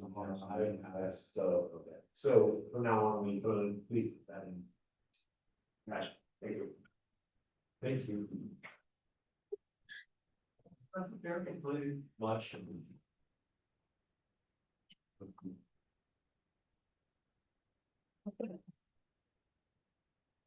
Yes, Ms. Simpson, if you will. Item 42, action item, administrative office. 1, receive and discuss information regarding the condition, limitations, and long-term challenges of the current county archives facility. And 2, provide direction on whether staff should explore potential alternative facilities that may better meet the county's long-term archives needs. Jamie, let's hear it. Good morning, Chair and members of the board. Jamie Andriola, Deputy CEO. This item is intended to provide you with an overview of the condition and limitations of the county's current archives facility and to seek your direction on whether staff should explore potential alternative facilities that may better meet the county's long-term needs. No financing action is being requested today. This is strictly a policy level discussion to determine whether it's appropriate for staff to move forward with evaluating options. The county archives is currently located at 46 Main Street in San Andreas. While this building has served the county for many years, it presents significant and ongoing challenges relating to building condition, accessibility, public service functionality, parking, and overall space. The purpose of today's item is to step back and ask a broader question. Is continued investment in this facility the most prudent long-term approach, or should the county explore facilities that are better suited for archival use moving forward? A recent comprehensive building assessment prepared by Lionakis identified extensive short and long-term repair needs, approximately $340,000. These costs include water intrusion, masonry, and I knew I was going to mess this word up. Deterioration, drainage issues, and interior and structural concerns. Importantly, this estimate does not include any unforeseen conditions that are likely given the age and historic nature of the building. As the board is aware, projects involving older facilities often carry additional risk once work begins. Beyond the cost of repairs, there is fundamental deficiencies that would remain even if those investments were made. The building is not ADA compliant, and retrofitting it to meet current accessibility standards would be complex and potentially cost prohibitive due to the building's configuration and historical construction. Additionally, the archive serves the public and requires appropriate hand washing facilities prior to handling any archival material. The current facility lacks ADA accessible restrooms and adequate hand washing infrastructure. Addressing these issues would require significant plumbing and structural modifications through concrete and masonry walls. The Main Street location also contributes to parking demand in an already constrained downtown area. This impacts both the public access and staff operations and presents ongoing challenges for visitors attempting to access archives. Approximately 3,025 square feet, the existing facility is undersized for modern archival operations. It does not adequately support archival storage standards, staff workspace, research area, or future growth. The limited footprint restricts the county's ability to expand services or plan for long-term archival needs, or even if repairs are completed.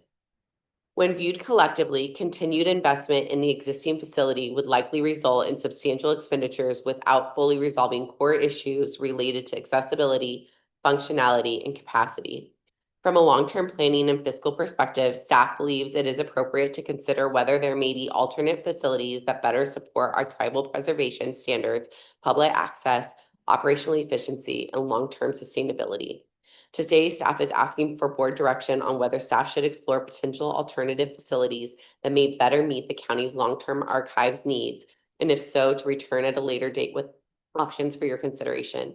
With that, staff is available to answer questions and receive the board's direction.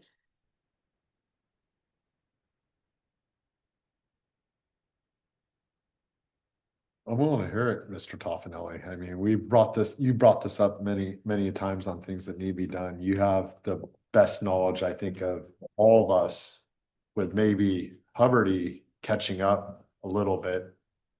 So, Mr. Hubbard, you have your light on it. Let Mr. Toffenelli go first. I will. That's fine. Go ahead. I just was asking a couple silly questions. How many people go into the archives? Do we have an idea on it? I'm going to invite Rebecca Turner up because she'll speak to the operations at ours. There are some regular. Oh yeah, definitely. Becca Turner, County Clerk Recorder. It varies. At this time, we're only open 2 days a week unless somebody makes an appointment outside of that schedule. It varies from none to like 10 in a given day. So on days when I'm down there trying to help her complete a project, some days it's like, wow, how do you get anything done? Because there's people coming in and out. Sometimes schedule appointments and sometimes just coming in. So I would say on average, maybe 15 people a week. Okay, thank you. And I mean, my concern is it is the oldest building in San Andreas. And our archives are so incredibly important because so many counties in the past have thrown out their originals and microfiched everything. And now the microfiches are out of date and those don't work. We need to hang on to, these are our jewels that is so important. And my concern is if it moves out of that building, I mean, we just spent $350 on a bathroom. To me, it's totally worth making sure that that building is maintained and that it survives, regardless of whether the archives stay there or not. So the reason many of our archival records are even there is because departments in between the 70s and the 90s did just toss them, and the archives found them by dumpsters and collected them back because they went to film, and we're like, oh, paper's no longer necessary. We now have film. It'll last forever. Well, film will not last forever. And now we're finding aging and other issues. And so really, when we go back to even electronic, we want to make our records digital. We're going back to the paper images because they're far better than the film images as well. it's a very sensitive and emotional decision for me. And I would love the opportunity to see where they could go, but also not losing that sense of, I mean, walking into that building, you feel the history and you're looking at it, and it's just a rich experience. So I'll hand it over to Supervisor Toffenelli. I agree. I love the building. If I could just make my office down there, I totally would. The problem is more recent. I know, I just moved in. Recently, we've even found molded books, and it's like, we need to do something with a lot of these records. And we're at a loss because even if we treat them, we're putting them back in a building that does not keep proper temperature and humidity for long-term records. And so my concern is, I do need to preserve these records forever, and I'm not sure that we can continue doing it in that space unless we like seriously put some work into it. And my fear is this project of fixing the building has been going on as long as archives has been in my under my umbrella. Since prior. And we're still in the same boat. We still haven't done anything, and I still have records down there deteriorating. Thank you. Do you have any idea of where you would go? At this time, it's really just scoping out and following the advice of admin. Thank you. Well, the building itself is an archive, so we must preserve it just for the history of Calaveras County. And I thought about this several times.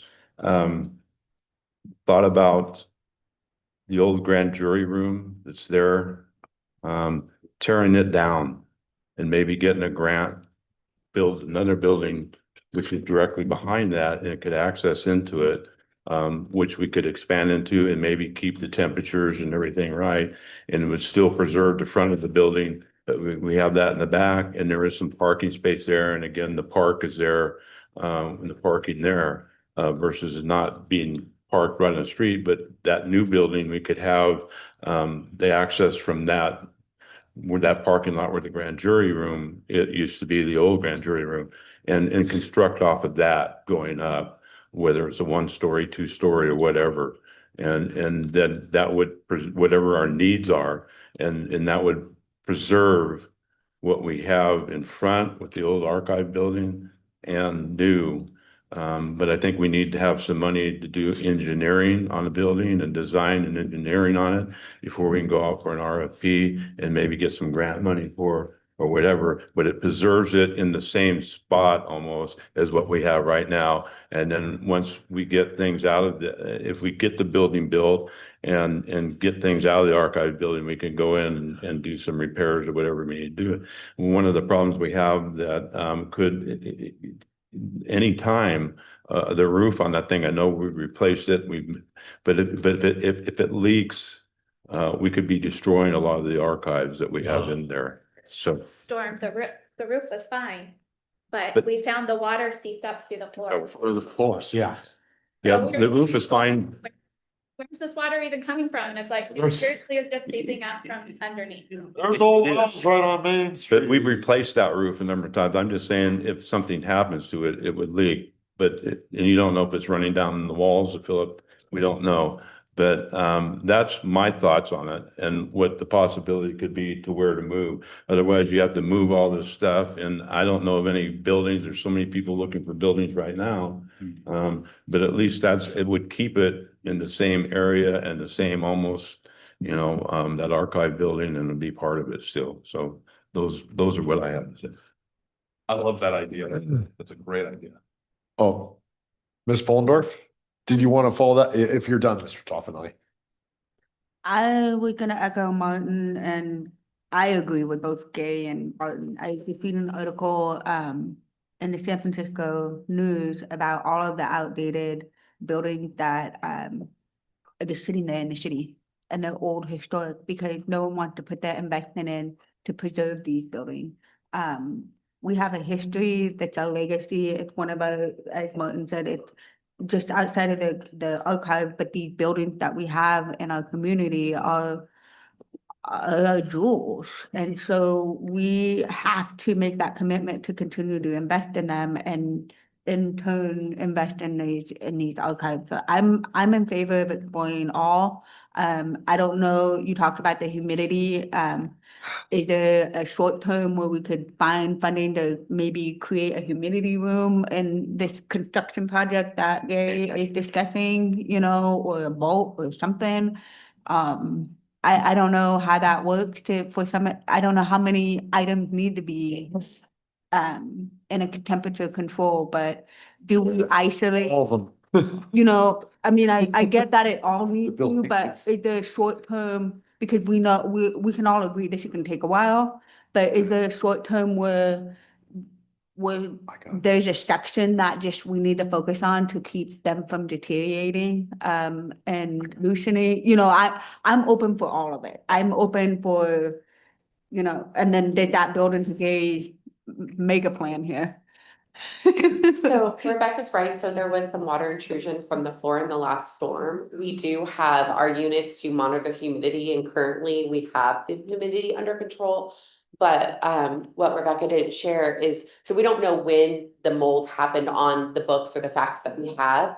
But she has to isolate those items. She has to take them away so they don't contaminate anything. Yes. And there's nowhere else to take them.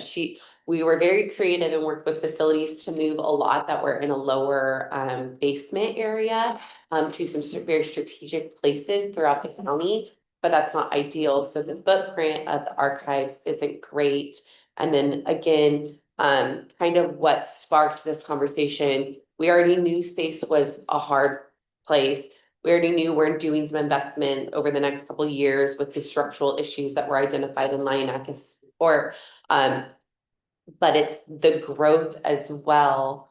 And then the ADA accessibility. Public can't come. There's certain facts that can't be touched with gloves. I've learned so much about archives in the last couple of months.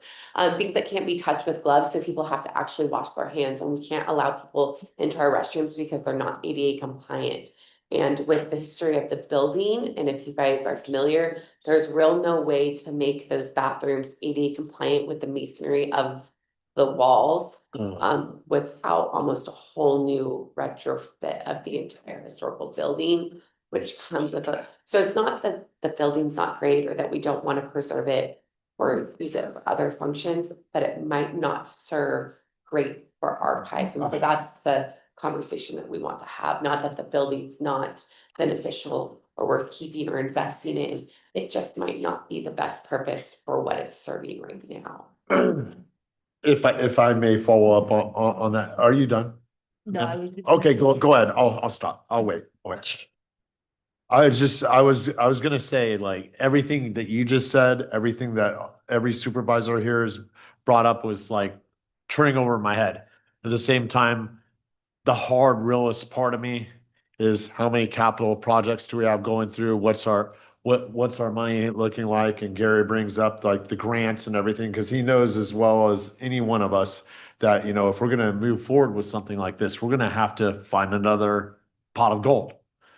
And those rainbows aren't showing up too much on my front doorstep recently. So with that said, I started thinking about like, well, we own the building, and what other buildings do we own without having to go out for another lease that ends up costing us more than buying a building?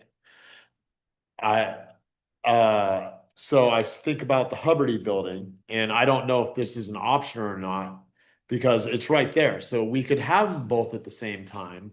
But the Hubbardy building, and I'm not talking about the upper section of it. I'm not sure what the basement looks like inside right now for environment, which could be an issue, so I could be wrong. But it's full of every department's desks and everything else that, that someone stashed in it or may have been cleaned up multiple times. Teresa, because I know it's been went to get cleaned up once and then it was refilled. And then I think you went back after you got here and Sure, yeah, it was jammed, and when I was there with the chamber, we cleared it out once completely. Right, no, I had gotten the phone call when I was chair last time. Yeah. And we went through this process, and I believe I got the phone call not too long ago while you were here. And they reached out to you also again, and there was some work done by maintenance on it also. But here's what my thought process is on that. Because that stuff can be moved or put into Rock Creek if it needs be, or, processed out, which way is legal. But that's a whole nother section within an area, and the old parking lot that's behind there is at the same level without the sidewalk there. And the accessibility thing can be addressed for a section. So could we have something that works in both areas at the same time? Get an area inside the Hubbardy building that's in the basement, because right now it's not being used. It's it was being used as storage, but it doesn't have people down there. So we have a moment to be able to not spend a lot of money in an area that's open to get it to the environment that we need. I don't think it would cost as much for a single area. And then we could do the juggle between both places and have an accessible place at the same time. Because I was trying to wrap my head around this so many which ways, and we're discussing all the things that came across my mind. And this is like right there. So both. And we own both buildings. I don't know. Sorry, Amanda, I really threw you No, off. Martin had his light on before me. No, go ahead. Oh, Go ahead. I was just gonna say to your last comment, Jamie, I am open to everything. I hear what you're saying. I think that if the archives are gonna grow, then what does that look like? What does that growth scenario look like? But we do have, I know this is up for discussion. We all know we've got financial issues, but I am open to those options being explored. So if you're looking for direction from board, I am all hands on deck on what you need to do to explore what the best path forward is. In the meantime, I'm also considering if we do need to make that initial investment, because this is gonna take a while to preserve those specific specialized archives. What does that look like? Do we need to give you guys, I say a vault, but whatever the heck it is that people do. I mean, I know we're not going to the Smithsonian and it's all, or the Library of Congress, but what do we need to do to at least help control what we have, protect it now in this moment till we have a long-term game plan? So I'm open to both. Like if we've got to do a phase one and then the big one is a phase two, or step one and step two, whatever that's called. The same thought. That's why I was going down the other thing. Where can we throw a Band-Aid for a second so we can get through, stem the flow until we can properly suture the wound and make it right in the future. It sounds like a great project for strategic planning.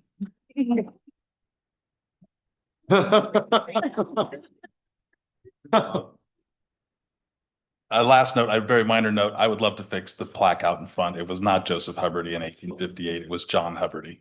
And I don't know who I would speak to do that, but I would love to get that done. I'll take care of it personally.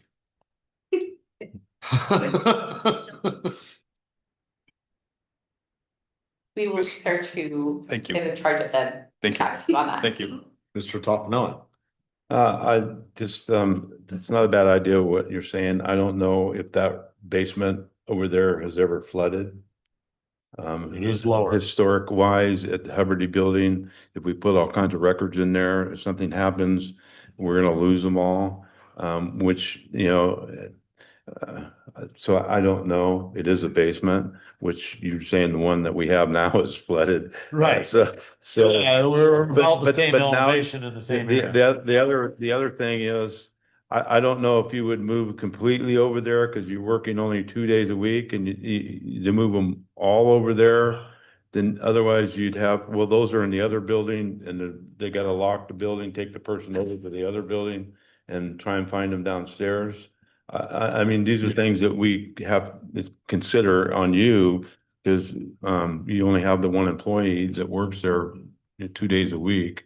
I don't think it's a bad idea. It's just some of this needs to be worked out on how to do it while we're trying to maintain the archives and then what we're gonna do with the building itself and either construct one behind or whatever. But just some thoughts on it. Or maybe it's the isolation room. That's what I'm. In the museum, there is a vault, a bank vault that actually has religious artifacts in it at the moment that maybe that could be switched out and we actually put them in a bank vault. That's an easy environment to maintain, but at the same time, where do the religious artifacts go? Your house. So Don't do that to me. Your house in the. I don't need that. Chairman Stomper, Yes, ma'am. So I just wanted to point out that Ms. Turner had brought this forward to us because of her concern about properly maintaining these records. And the current facility obviously has some issues, and there is a potential to lose some of these very special historical records of the county. That's why we wanted the opportunity to bring this to the board and to discuss if you're willing for us to move forward with looking at different options that may better preserve the records that I know everybody here wants to preserve. So that's really what this is just giving us permission to spend staff time, because this is going to be a pretty heavy lift. As you've mentioned, there's a number of options. There's a number of different ways that we may accomplish this.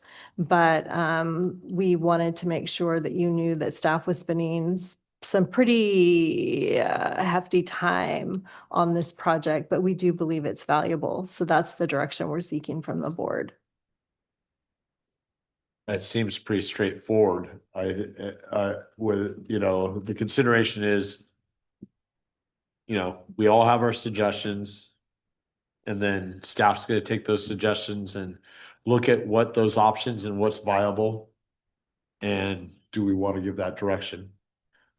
So real quick, before we finish this conversation, I want to give an opportunity for public comment. Online? We have no online public comment. None at this time, so I'll bring it back to the board. Mr. Toffin, do you have an idea how we want to sum this up for a motion? Like give them direction to see what our options are that are viable? It's an action item. Yeah, because we're giving them directions, so Well, we've had a number of suggestions. But So I would say, and I would think you would research the suggestions and then bring back viable suggestions to us out of all what we said. So I would move that the staff go forward with what we gave a direction to, and then bring back to us the viable ones that could be used going forward. I'll second. all those in favor? Aye. Aye. 5-0 vote of the board. Carry the torch. All right. With that, I'll go ahead and say this one. Supervisor announcements. Martin, you started with me. Thank you. I know, that's a payback. And you know what? Payback. No. It's not a see how you felt. Mr. Toffanelli? I had great holidays. It was a long time since December 9th, our last meeting, but it was enjoyable, and I got a world's best grandpa cup out of it. So other than that, that's all I have. Ms. Follendorf. We didn't talk about it because it's not on our list of committee assignments. But I got on this committee by way of the COG. So it's one of their committees. Yeah. She's going. So, it is the District 10, Caltrans District 10 BPAC Committee. There are 2 seats for Calaveras County. The second seat for Calaveras County was vacated this past week. And so I just wanted to extend, if any of my board members are interested in sitting on that committee. They meet quarterly. Yeah, we meet quarterly. Our next meeting isn't until April. It is via Zoom or WebEx. But if there's any interest, I'm gonna bring it up at the COG meeting as well to see if there's any interest. I do have to warn you that it's not what you think it is. So if you are considering it, maybe talk to myself and Micah offline about this committee, but where we hope to go is not always the direction we go. But I just I don't know. The other question I have for this board is, do you want it on the supervisor committee list assignment so you know what we are doing? It's not an elected position. Most of the other counties, other than Alpine County, all have community members that are on the board and represent or staff. So it's not like it has to be an elected, but again, just letting you know, talk to me offline about it and Micah. Miss Yeah. Fullendorf, Sarah, can we bring this back for a discussion? Sure, I mean. And then I'll give you a call for Micah and everything if, on the other end. If you provide staff with details of exactly what we're bringing back for discussion. Yes. right, I'll we'd be do happy that. to- I didn't want her to get too far into the discussion prior. Yes, I mean, to that. certainly to the extent there's gonna be a board discussion or any possible, Yes, and I just want to be transparent that this board knows what committee I'm sitting on, representing the county, so it was Yeah. also about transparency, that's why I wanted the details. So anyway, the other thing is I am just worried about, as we start talking about revenue, and I'm sure it's gonna come up later this afternoon and possibly tomorrow, but I am concerned about federal funds in the state of what we are going to be. So I didn't know if staff game plan was discussed during the next couple days. If not, just sooner before we get to mid-year budget, what are our hits gonna be with the spending getting removed from the feds or not coming in a timely manner? I know that some of our community members have already posted on social media about funding impacting services such as childcare. So I just want to make sure that we're on the forefront and we're better planning and not react. I know we're gonna have to react, but we'll have more game plan options to react to some of that stuff happening. And then next week I will be at OCLC. We have a board meeting, and that's all I have. Thank you for that. Good points. On December 10th, I attended the Habitat for Humanity open house at Eureka Oaks with other supervisors. On December 21st, I attended the Blue Mountain Players. It's a wonderful live production in West Point. And last night, January 12th, I attended the Public Works Comprehensive Safety Action Plan meeting in McCollum Hill. Was very grateful. A lot of the public came out and the consultants took the time to explain everything. And future meetings in every district is on their website. Super. Thank you, Ms. Andal. Mr. Hubbard. Thank you. Supervisor Follendorf, you are the consummate diplomat. On December 10th, I also attended the Habitat for Humanity groundbreaking, which Supervisor Toffanelli spoke at. The 11th, I attended the Sierra Nevada Conservancy Board meeting in Sacramento. On the 15th, I attended the CMCAA Calaveras Mariposa Community Action Agency meeting with Supervisor Andal. On the 17th, Douglas Flat Schoolhouse was lowered again. So I just, again, put a shout out to that group that raised the schoolhouse and fixed the foundation and has put it back down, which is brilliant. On the 18th, I did an interview with BJ Hansen at KVML. On the 19th, I judged the Christmas spirit decoration contest here at the county, which was amazing. The 20th, a shout out to Bret Hart and the holiday showcase. It was amazing. So much talent in this community. And on the 7th, I attempted to attend the BPAC meeting. That was it. Mr. Hubbardy, it's a hard one to follow. Busy man. First recommendation. Ms. Andal, I'm experienced and I've known her for a long time. I wouldn't necessarily say she's the ultimate diplomat, but she's doing very well. Oh, okay. Well, I just want to make that clear. But thank you for moving me as chair.